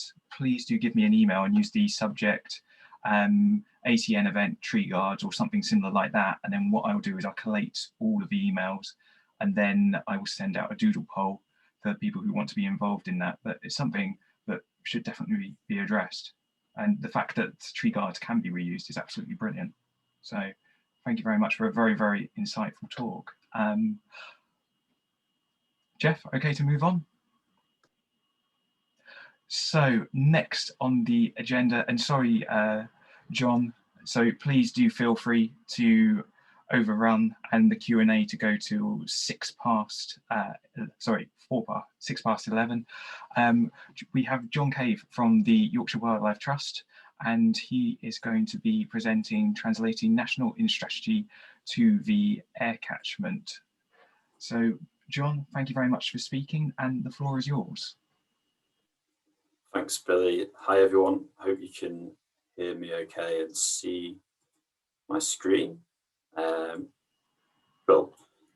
So yeah, hello, everyone. My aim today in this presentation is to identify the challenges and opportunities in translating national in strategy to the air catchment, specifically looking at aquatic and plant invasive non-native species. And it's a fairly hands-off view of the air catchment, as I don't know it in a huge amount of detail. However, I'm confident that the principles that I'm talking about very much relate to the air catchment. So the first thing to say about national in strategy is there are 3 key principles, and these are laid out in a hierarchical order, with the priority being on preventing those species from being introduced in the first place. It's hundreds, if not thousands of times more cost effective to prevent invasive species from being introduced and establishing than it is to manage them once they've arrived. The second key principle is early detection and rapid response. So once a species has been introduced into the environment, it's understanding its location quickly and responding to that and tackling it rapidly and containing that population or eradicating it if possible before it can grow and have larger impacts. The third key principle is long-term management and control. So once we have species that are well established, it's about how do we reduce those impacts over the medium to long term. So in terms of how we're doing with these, we're fairly good at long-term control. Once those species have established, we've got time to understand their distribution, time to coordinate efforts to tackle them and reduce their impacts. But historically, the top 2 we're not so good at. And I'm going to have a look at all 3 of these and identify some things that we're doing well and perhaps some areas of improvement in the air catchment. So here's a map of the air catchment, which, and in blue, is showing the main river areas. And since 2018, the Environment Agency have been undertaking a large-scale control programme of 3 invasive species across the majority of Yorkshire's main rivers, including the air catchment. And these species have been identified as having potential flood risk impacts and also impacting on EA assets. Those species are giant hogweed, Japanese knotweed, and floating pennywort. And this work is being mainly delivered by the River Stewardship Company, but in the air catchment, this is being supported by other organisations such as Your Green, Groundwork, and Bradford and Leeds Council. So the areas in red on the map are the mapping of these 3 species across the catchment, and these are all being controlled under this programme, which has been really successful so far. So in the upper air, we've seen 70% reduction in giant hogweed populations, large scale reduction in Japanese knotweeds, in areas such as the River Worth near Keighley. And then in the lower air catchment, reductions in floating pennywort as well. One thing to note here on this picture on the top right is an interesting trial that the River Stewardship Company have been doing, looking at the grazing of giant hogweed by Hebridean sheep at Swillington Organic Farm. And I think it's the second year of the trial now, and there seems to be some really interesting results from that, showing that there might be other opportunities of controlling invasive species rather than relying on chemicals.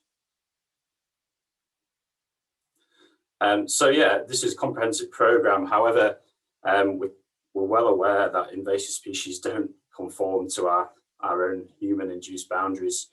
And we know that the river network extends beyond main river. So what about all those ordinary watercourses and all of those tributaries and all of those invasive species that are in those other areas?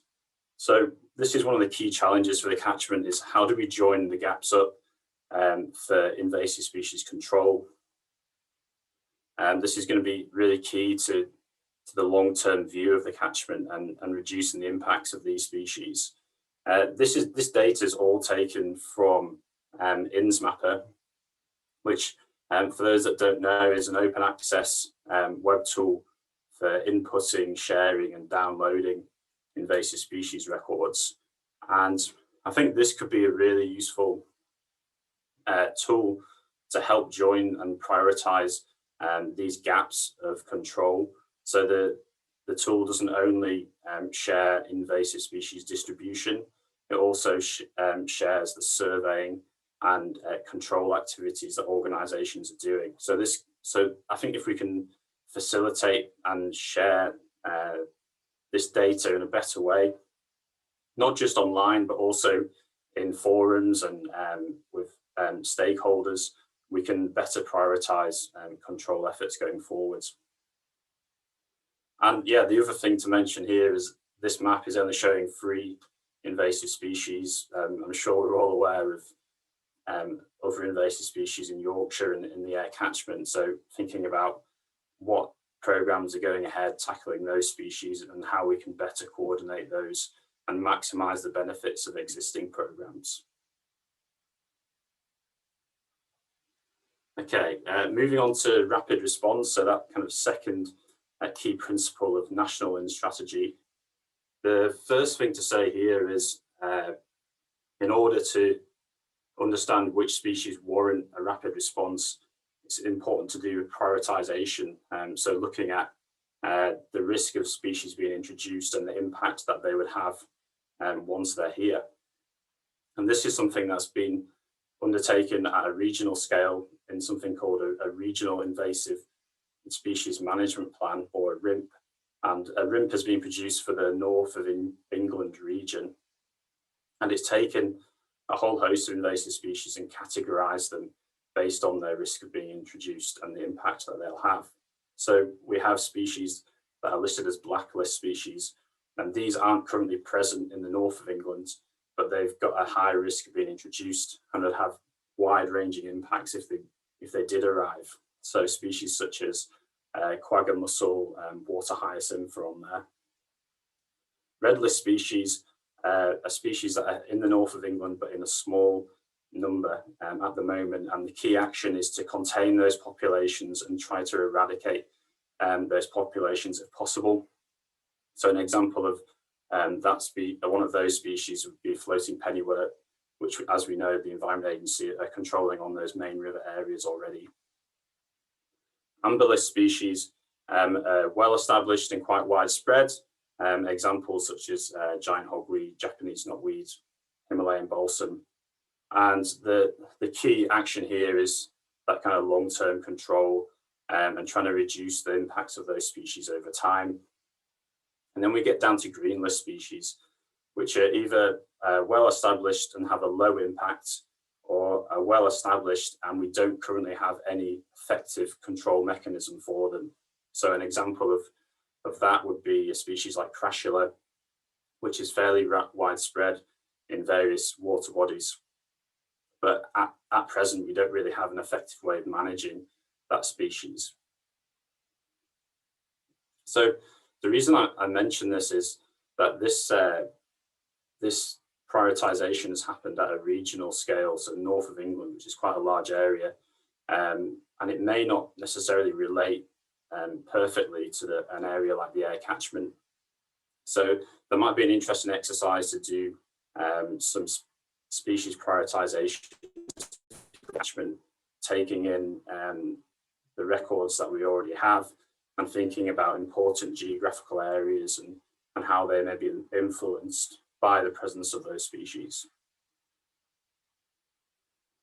So once we've prioritised species and we understand which ones we'd like to have an early detection and rapid response, wouldn't it be great if there was some kind of alert system? So if a species turned up, we could respond to that as quickly as possible.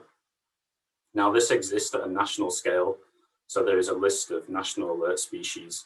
And when one of these national alert species are recorded, there's a response at national level. I kind of liken this to thinking about Thunderbirds and Tracy Island when the lights start flashing and Thunderbird 2 goes off and responds to an emergency. It's very much like that, you know, it's very quick, it's very rapid. However, we don't have a regional or local alert system for species that are a priority to us at a regional and local level. So in the Aire Catchment, this might be species like American skunk cabbage, which seem to be in fairly low numbers, or it might be species like giant hogweed, which are already under control. But if a new record pops up at the top of a tributary, it'd be great if we had an alert system that could tell us that immediately and notify us, so we could go and deal with that issue straight away, rather than waiting a couple of years before that record comes through and we can take action on it. So we recognise that there might be some benefit in this idea, and we're currently in the process of looking at redeveloping the INSMapper tool. So we put together a proposal to do this, and we're interested in possible funding opportunities to take this forward. And one of the key mechanisms is this local alert system. So the idea would be users could log on to INSMapper and identify species of interest within a geographical area. So it might be a water body, it might be a catchment, it might be a region. And if that species is recorded, that user will get a notification via email of that record. So hopefully building that local capacity for an alert system and a rapid response on the end of it. So where we might already be doing a rapid response, this is an example of a project we've been doing in the Aire and Calder catchment, looking at American skunk cabbage, and the main population that we've found so far is in the Meanwood Valley, so north of Leeds. And this is a great project to get volunteers involved so we can dig out American skunk cabbage plants. It does take a number of visits throughout a season and a number of years to see effective control. But this is something that we're trying to respond to as quickly as possible.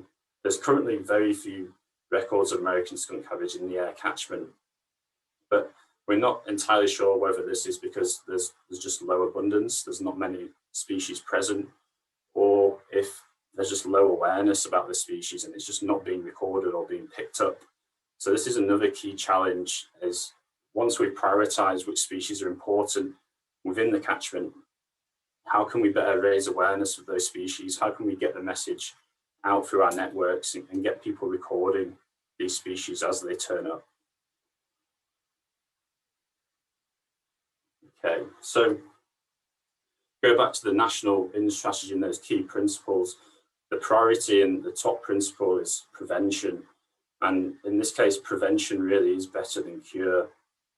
And this graph illustrates that in economic terms. So this curve in the middle is showing how once a species is introduced, the exponential growth of that species once it's introduced into the environment. And then on the y-axis, we have control costs rising at a staggering rate once that species has been introduced.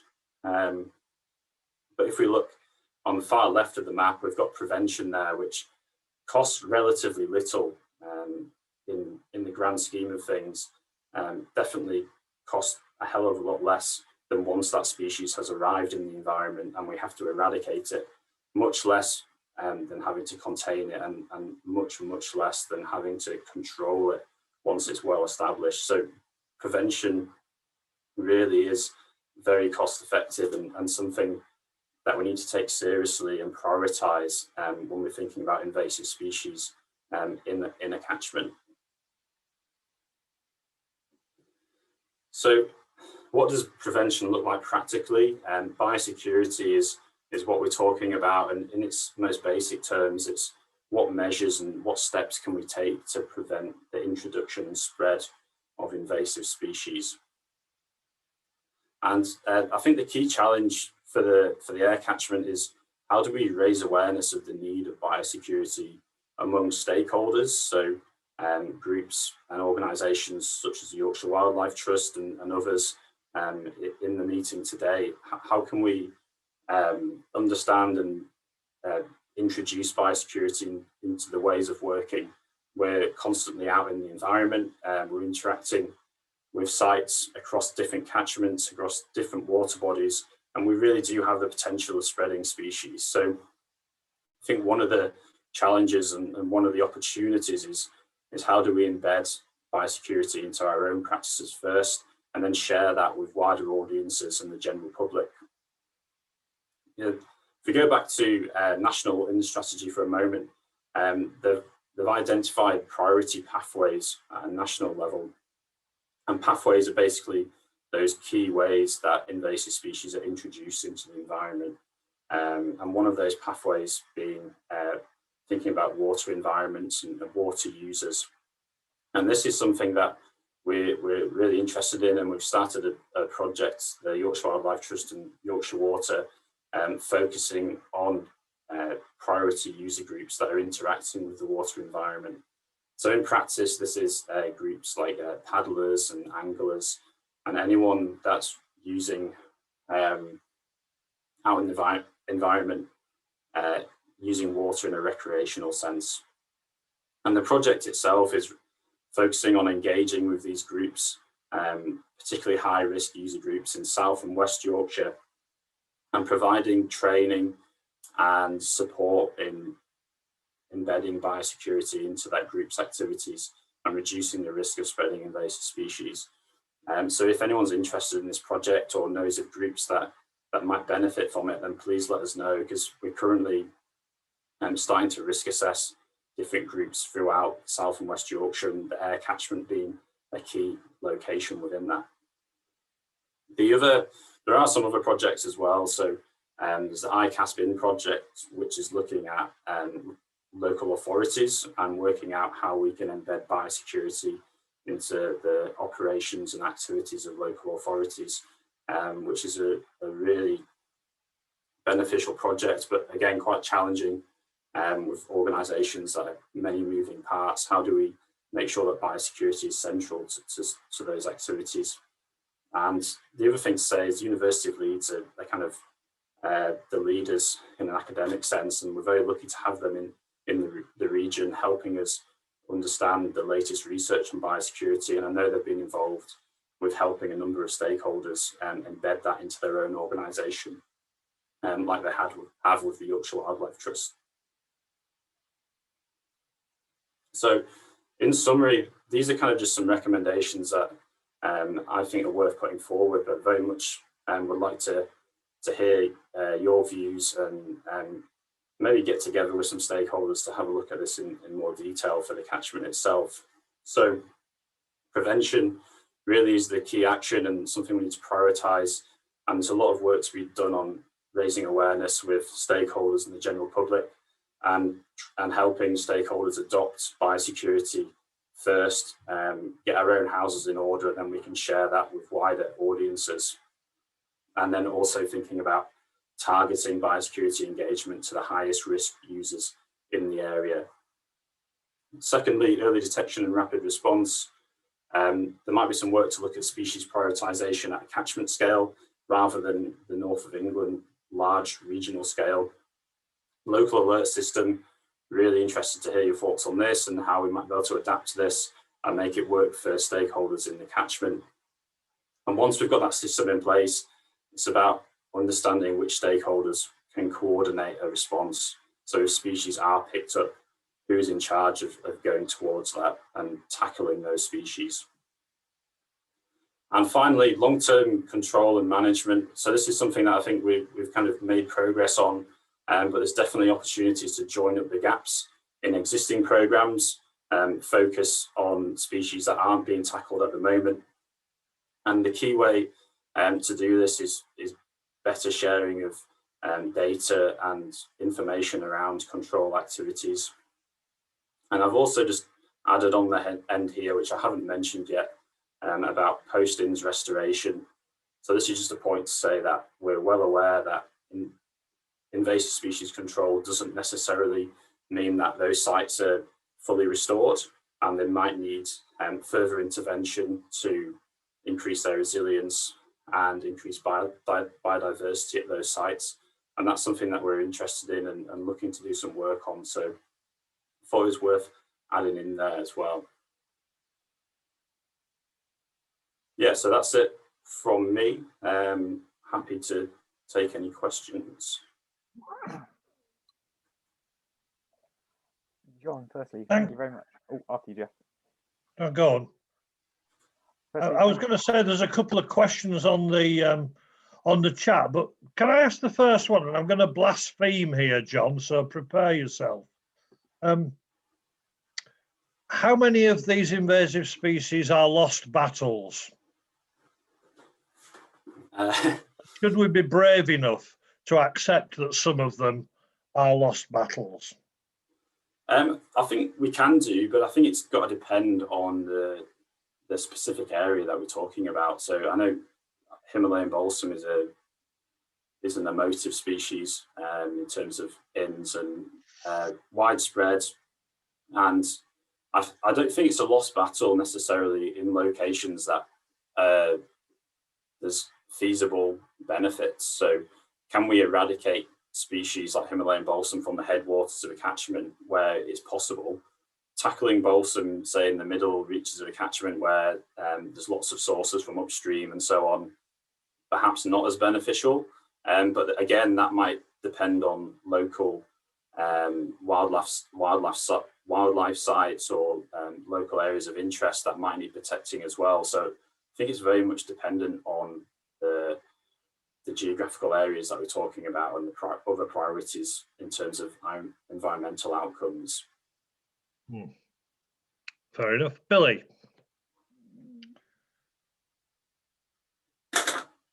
Billy's gone. You can't have gone, Billy. You're running this gig. I haven't gone. I've just forgotten how to use the mute button and the video button, and I was answering Amanda's question regarding open data. So I think with the open data, the place to host that will be the Aire Catchment Network website, which is a tributary of the Aire Rivers Trust website. And then any information which is external, hopefully we can have live links there. And then other information from the maps that I've created can also be placed there as well. Regarding which maps are the priorities, that's something that I'm hoping that everyone can discuss here. And then we can have that as an output. What should we focus on first? Because mapping is an endless task.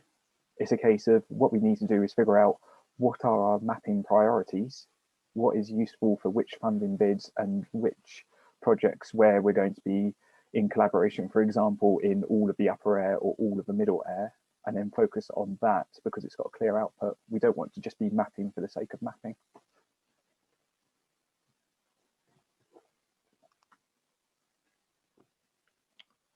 Anyone else with any questions?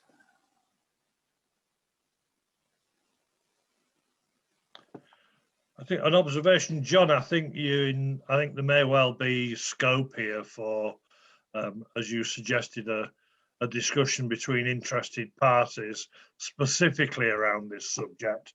And biosecurity, you know, prevention is always a difficult thing to get people interested in. especially if it means they have to wash the canoe down before they put it back on the car roof. Sorry, Wendy, but I had to, didn't I? But prevention is, as you say, it's the important thing.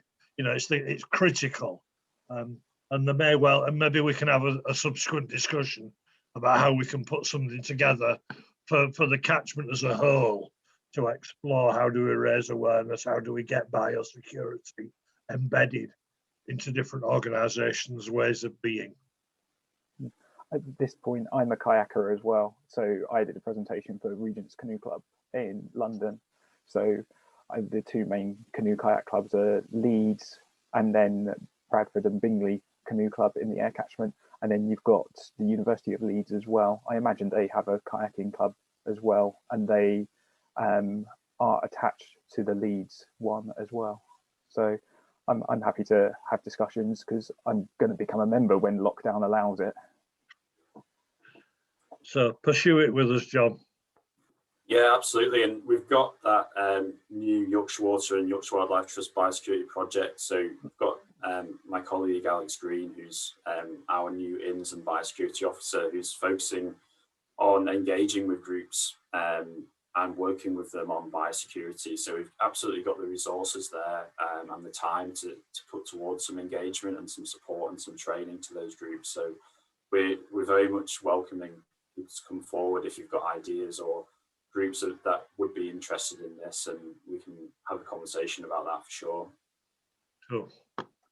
One aspect that I'm really happy about is that you said that there's going to be notifications as a consequence when invasive species do get found in areas. With citizen science projects, getting people motivated is the much easier task compared to retaining their motivation and having a two-way process whereby we can give them the information and say, this is what the information you're giving us is providing, and we're making these decisions as a consequence of that. There's a citizen science project in London called Citizen Crane, run by Joe Pecorelli of Zoological Society London, and I think that is the gold standard of a citizen science project. And at the end of the year, he runs a volunteer appreciation day, and he'll have about a lecture theatre of 200 people of all of the different citizen scientists. So that is the gold standard that we should be heading towards, of which invasive species is one of the key topics for citizen science. So thank you very much. Does anyone else have any other questions? Hi Billy, it's Rachel. Thanks John, that was really interesting. Just in terms of prevention, as you said, I don't think skunk cabbage is as well known, and I was surprised to see it the other day at Golden Acre Park. I wondered in terms of prevention how, you know, if we do still have it as features in, you know, as an ornamental plant in places like that, is that a source, and is that something that you've had to look at, you know, in terms of prevention as well? Yeah, thanks, Rachel. The Golden Acre Park one's an interesting one, something we've been aware of for a while, and we've been working with Leeds City Council in the Meanwood Valley on skunk cabbage, and there's definitely spread throughout the valley of skunk cabbage. I'm not saying where those sources are or historically have come from, but we've worked with Leeds to highlight the issue, and they're looking at controlling the populations that they do have. I mean, it's for us, we'd like to see those populations taken out and not publicised as ornamentals, but due to the regulations that exist, if they do have existing populations of American skunk cabbage, they can continue to cultivate those, but they can't allow them to spread. So we have set up an agreement with them for them to manage them going forwards.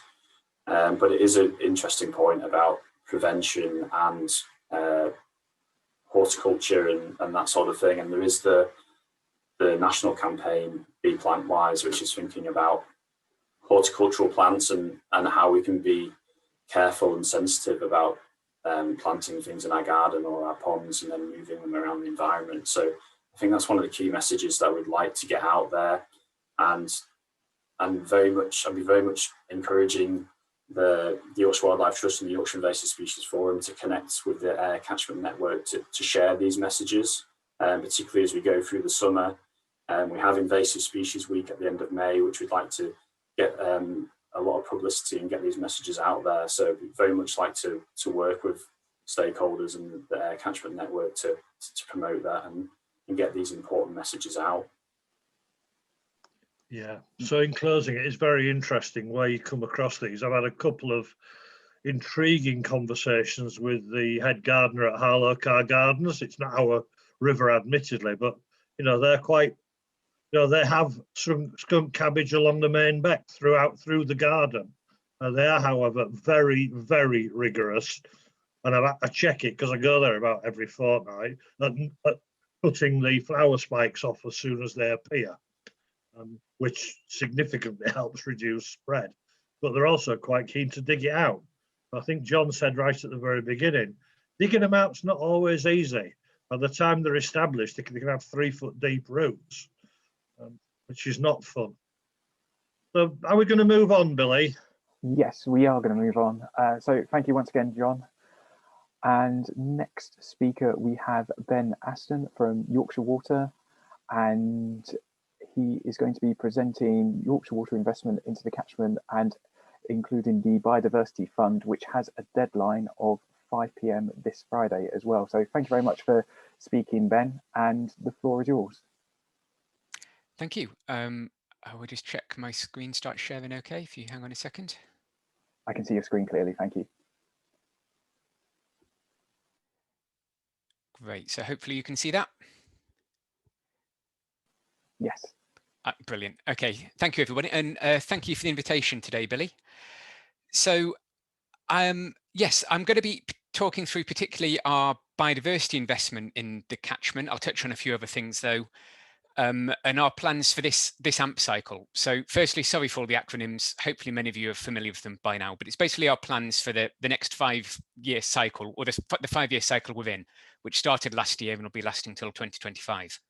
But in particular, how we would very much welcome your input and support in these plans to get the best possible outcome. So why do we care about biodiversity as a water company? We are fundamentally dependent on nature to provide our services, and we sell a natural resource. And through our operations, our construction arm, our land holdings, we're in a position to make a very large impact, be that positive or negative.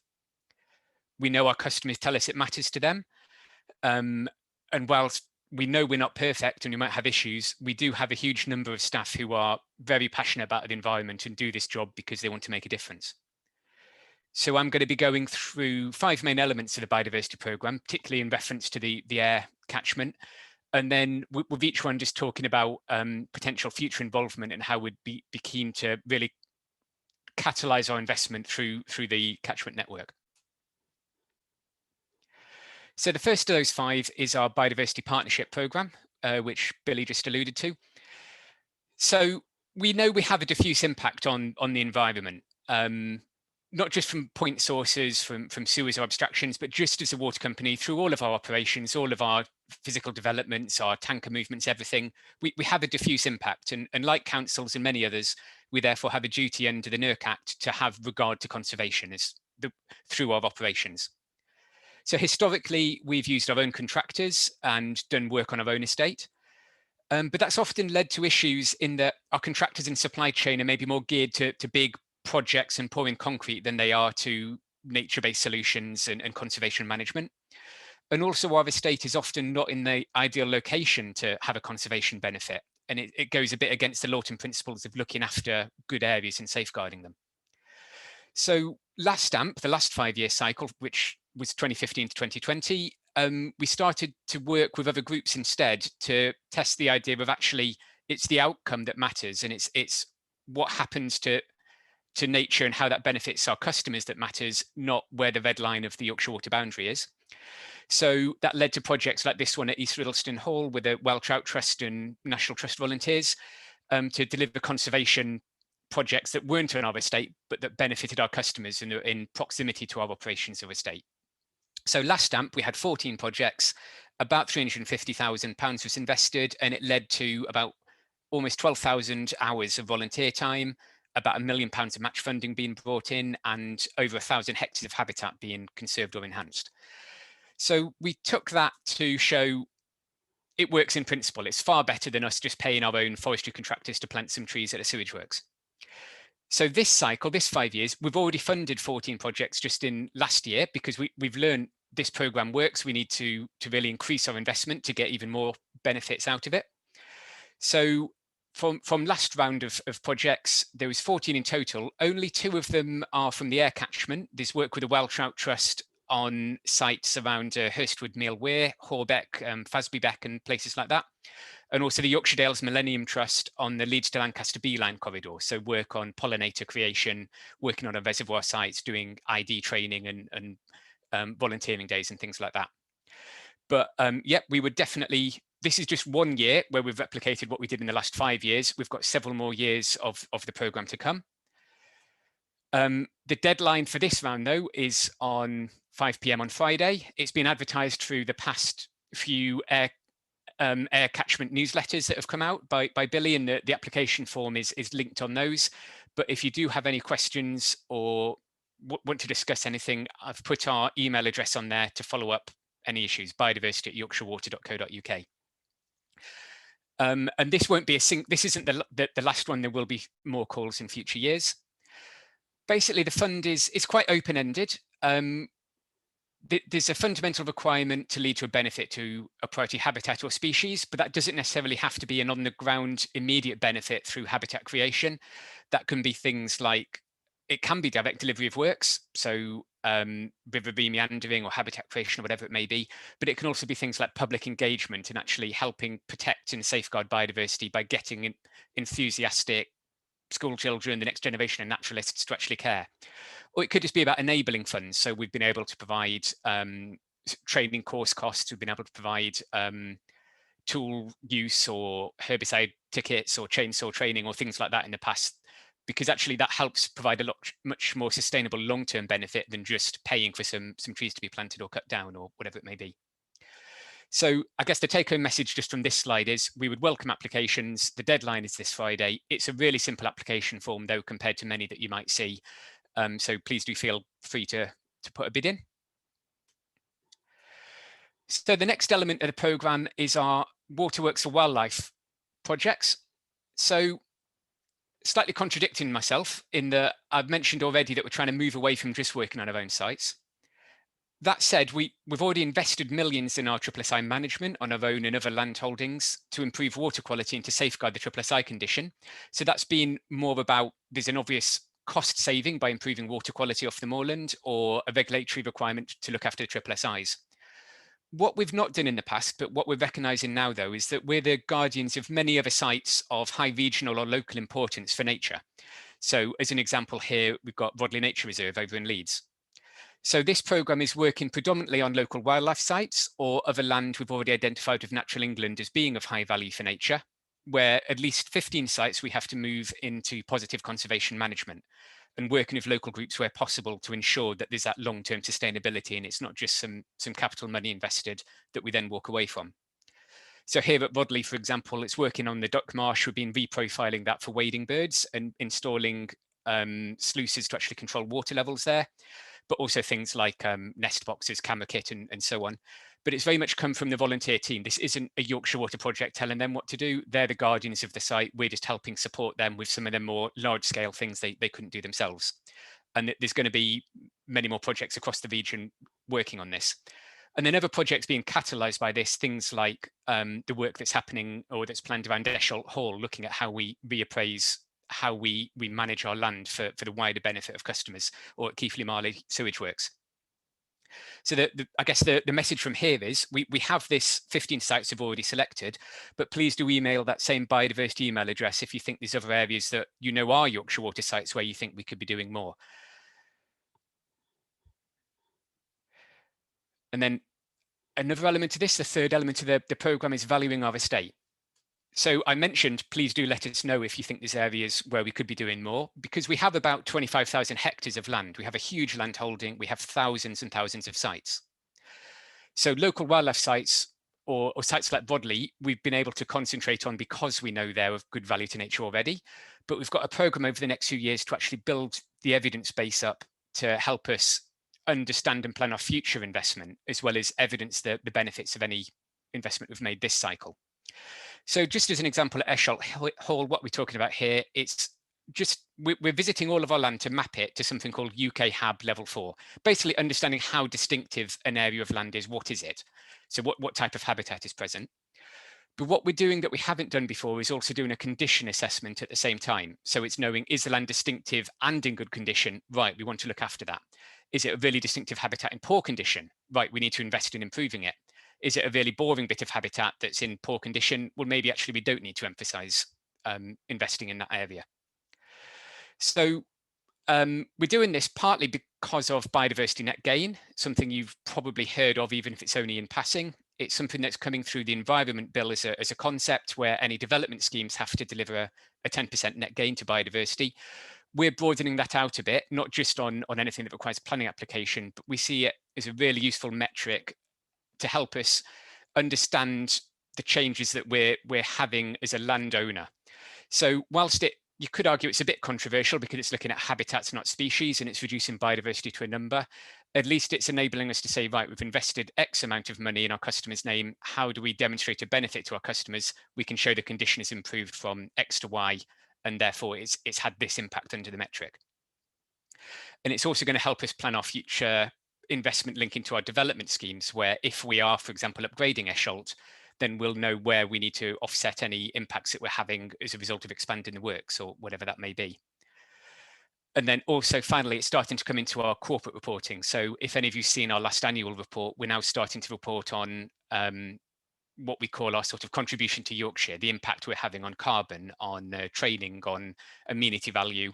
And this is the way of building up that evidence base so that when we're making these decisions and making these claims, they're based on data and not on assumptions. All of the information from the mapping project will become freely available by the end of the AMP. We're probably going to be putting it on some kind of ArcGIS system.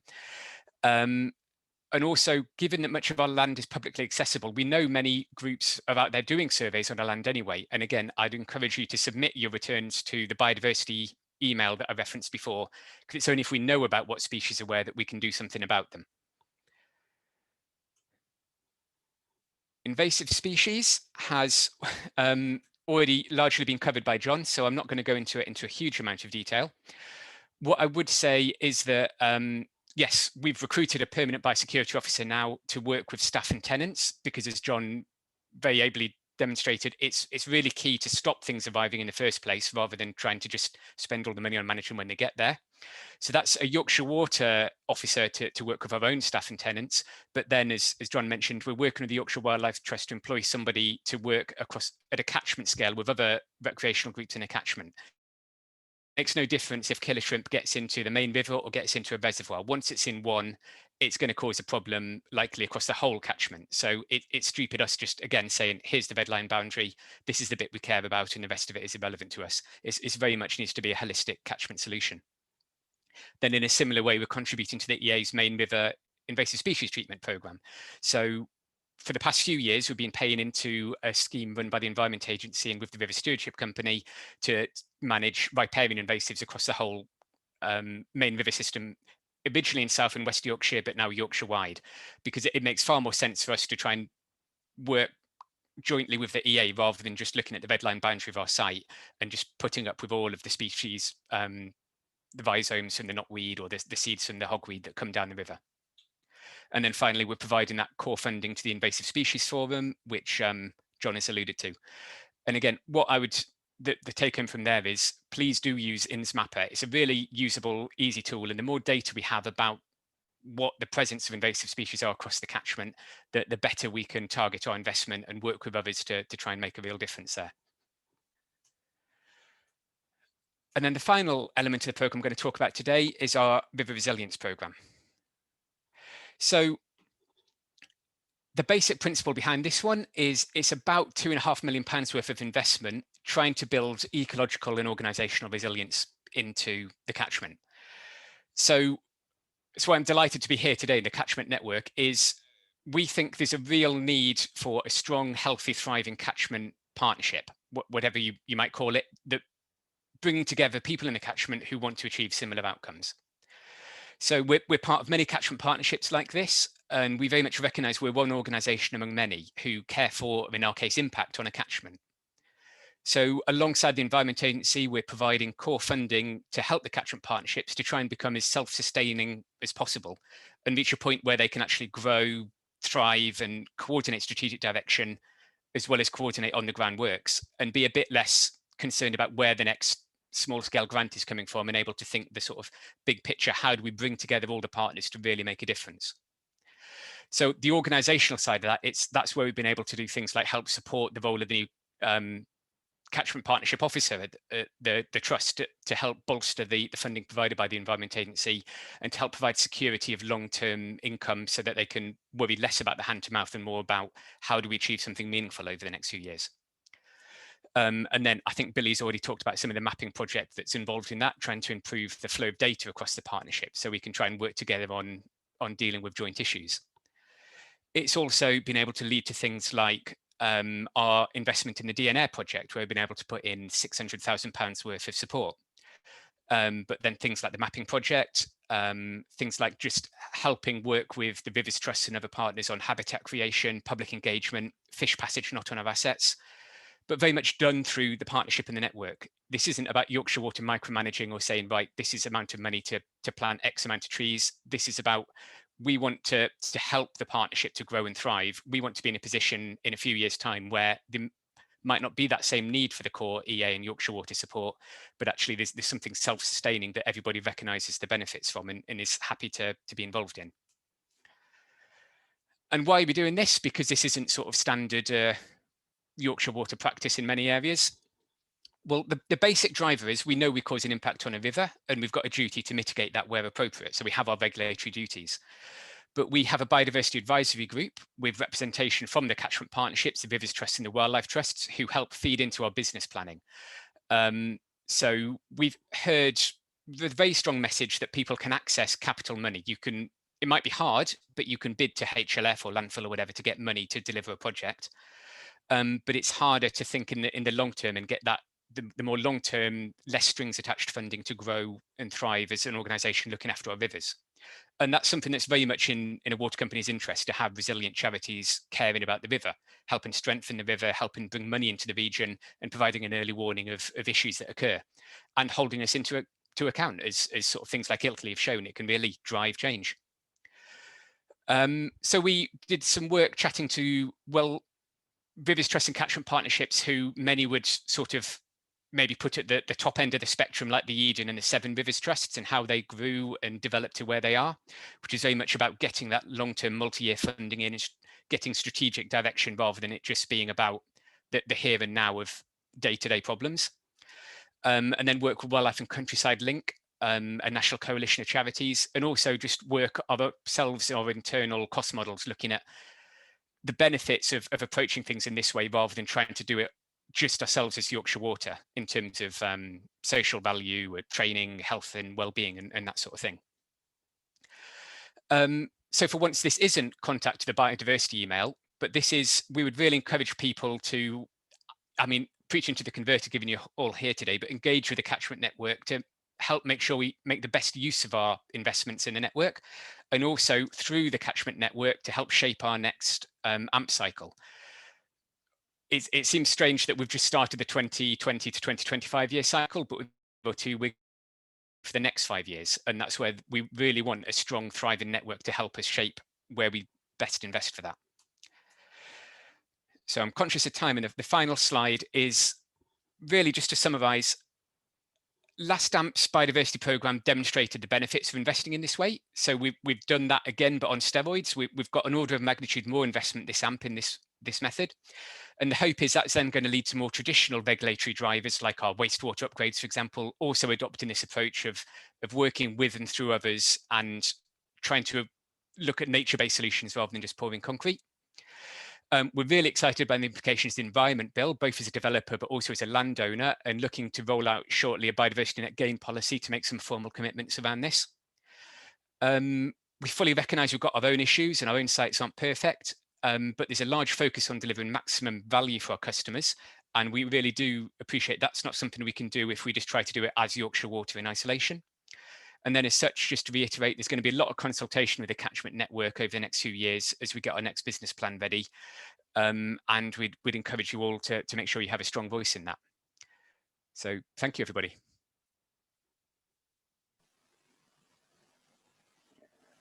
Thank you very much, Ben, for a very, very informative and a presentation covering a lot of different aspects. I think one of the main subjects that you alluded to was the next AMP cycle. And even though the next AMP cycle is years and years away, the key deadlines are, if people have got project ideas and they're not already discussing them with you already, what are some of the key deadlines?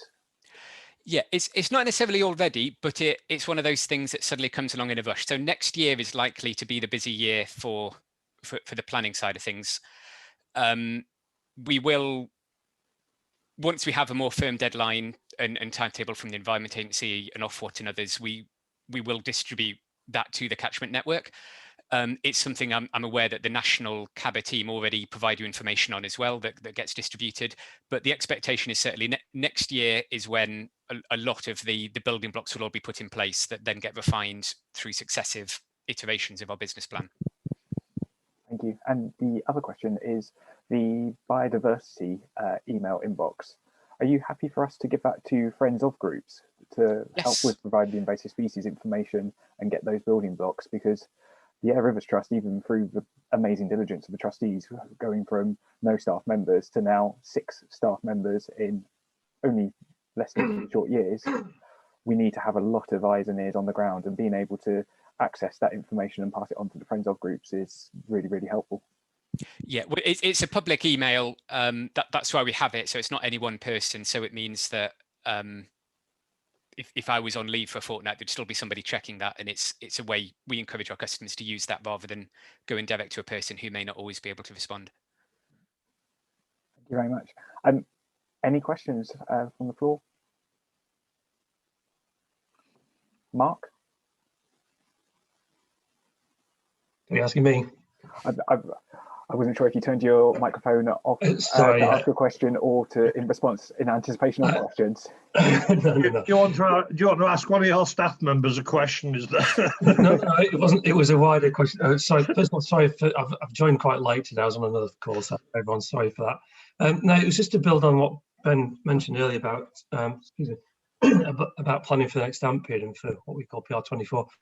Yeah, we're thinking about this right now. Perhaps to flag, we may be reaching out in quite a specific way to ask each of the catchment partnerships what their aspiration is. So kind of watch this space, but we may find either directly or through consultants potentially, we're reaching out and asking us like group from within the catchment partnership and saying, well, what would you like to see us do more of?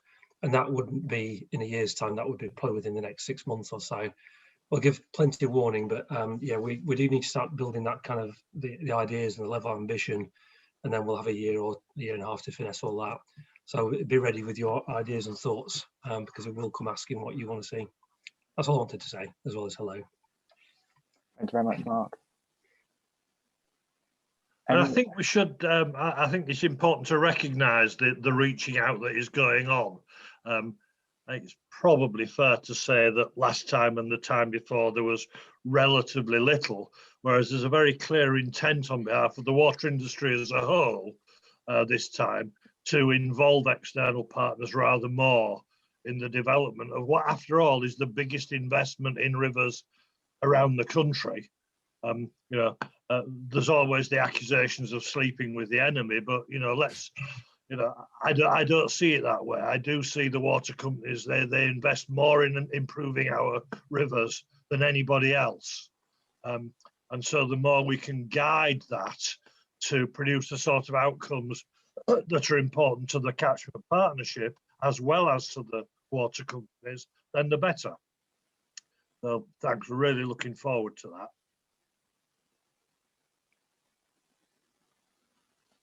Does anyone else have any other questions for Ben?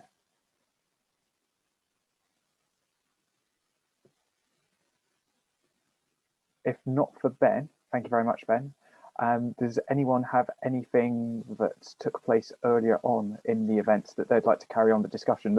One of the subjects I'm thinking of are tree guards as an example, as the conversation had to be stopped there for those.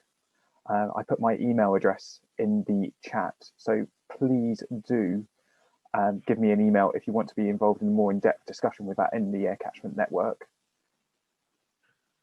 But any other topics that anyone would like to raise? When I was thinking about the speakers and just the comprehensive mix of speakers that we have, it'd be good probably to have people from, say, planning or highways from local authorities, because then they can tell us how we can design projects and speak to them at an early enough stage so that if a road is getting dug up, maybe we can have a retrofit suds in that area. Any other questions? Any other topics?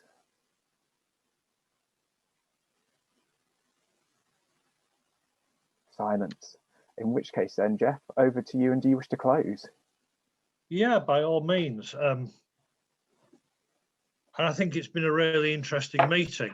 And thank you, Billy, for all the hard work. And I know it's been very hard, and the odd rather late night actually getting all this pulled together. I've been quite impressed that I think the most people we've had on the call was 27, but I think we've had 30 or potentially 31 different people at some time or another this morning, which shows the interest that we've got. I think Billy's initial piece on mapping was around demonstrating the potential that we now have, both in terms not just of technology, because of course the technology has always been there, but we now have somebody in Billy who actually understands how to use it. You can have the fanciest car in the world, but if you can't drive, there's no point in having it. So I'd really encourage you to take advantage of the breadth and the depth of data sources that we've got, the expertise that we've now got. And as I said, one of the things that I want to do in the fairly near future is to link flood risk projects into that mapping system so that we can really look for multiple benefits, which is what ultimately catchment hosting is about. I'll say it again, Fiona, if you're still here. Yes, you are. The best summary of the Leeds FASS NFM scheme I have yet to see. And you might imagine I've seen a few over recent years, or is it decades? I'm not sure.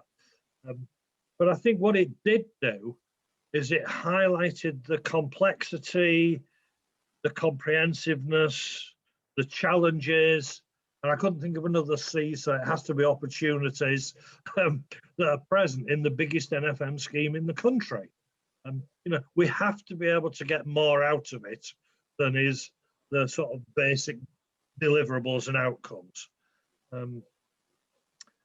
Phil's project, or Phil and Suzie talked about what I could describe as an NFM project that wasn't.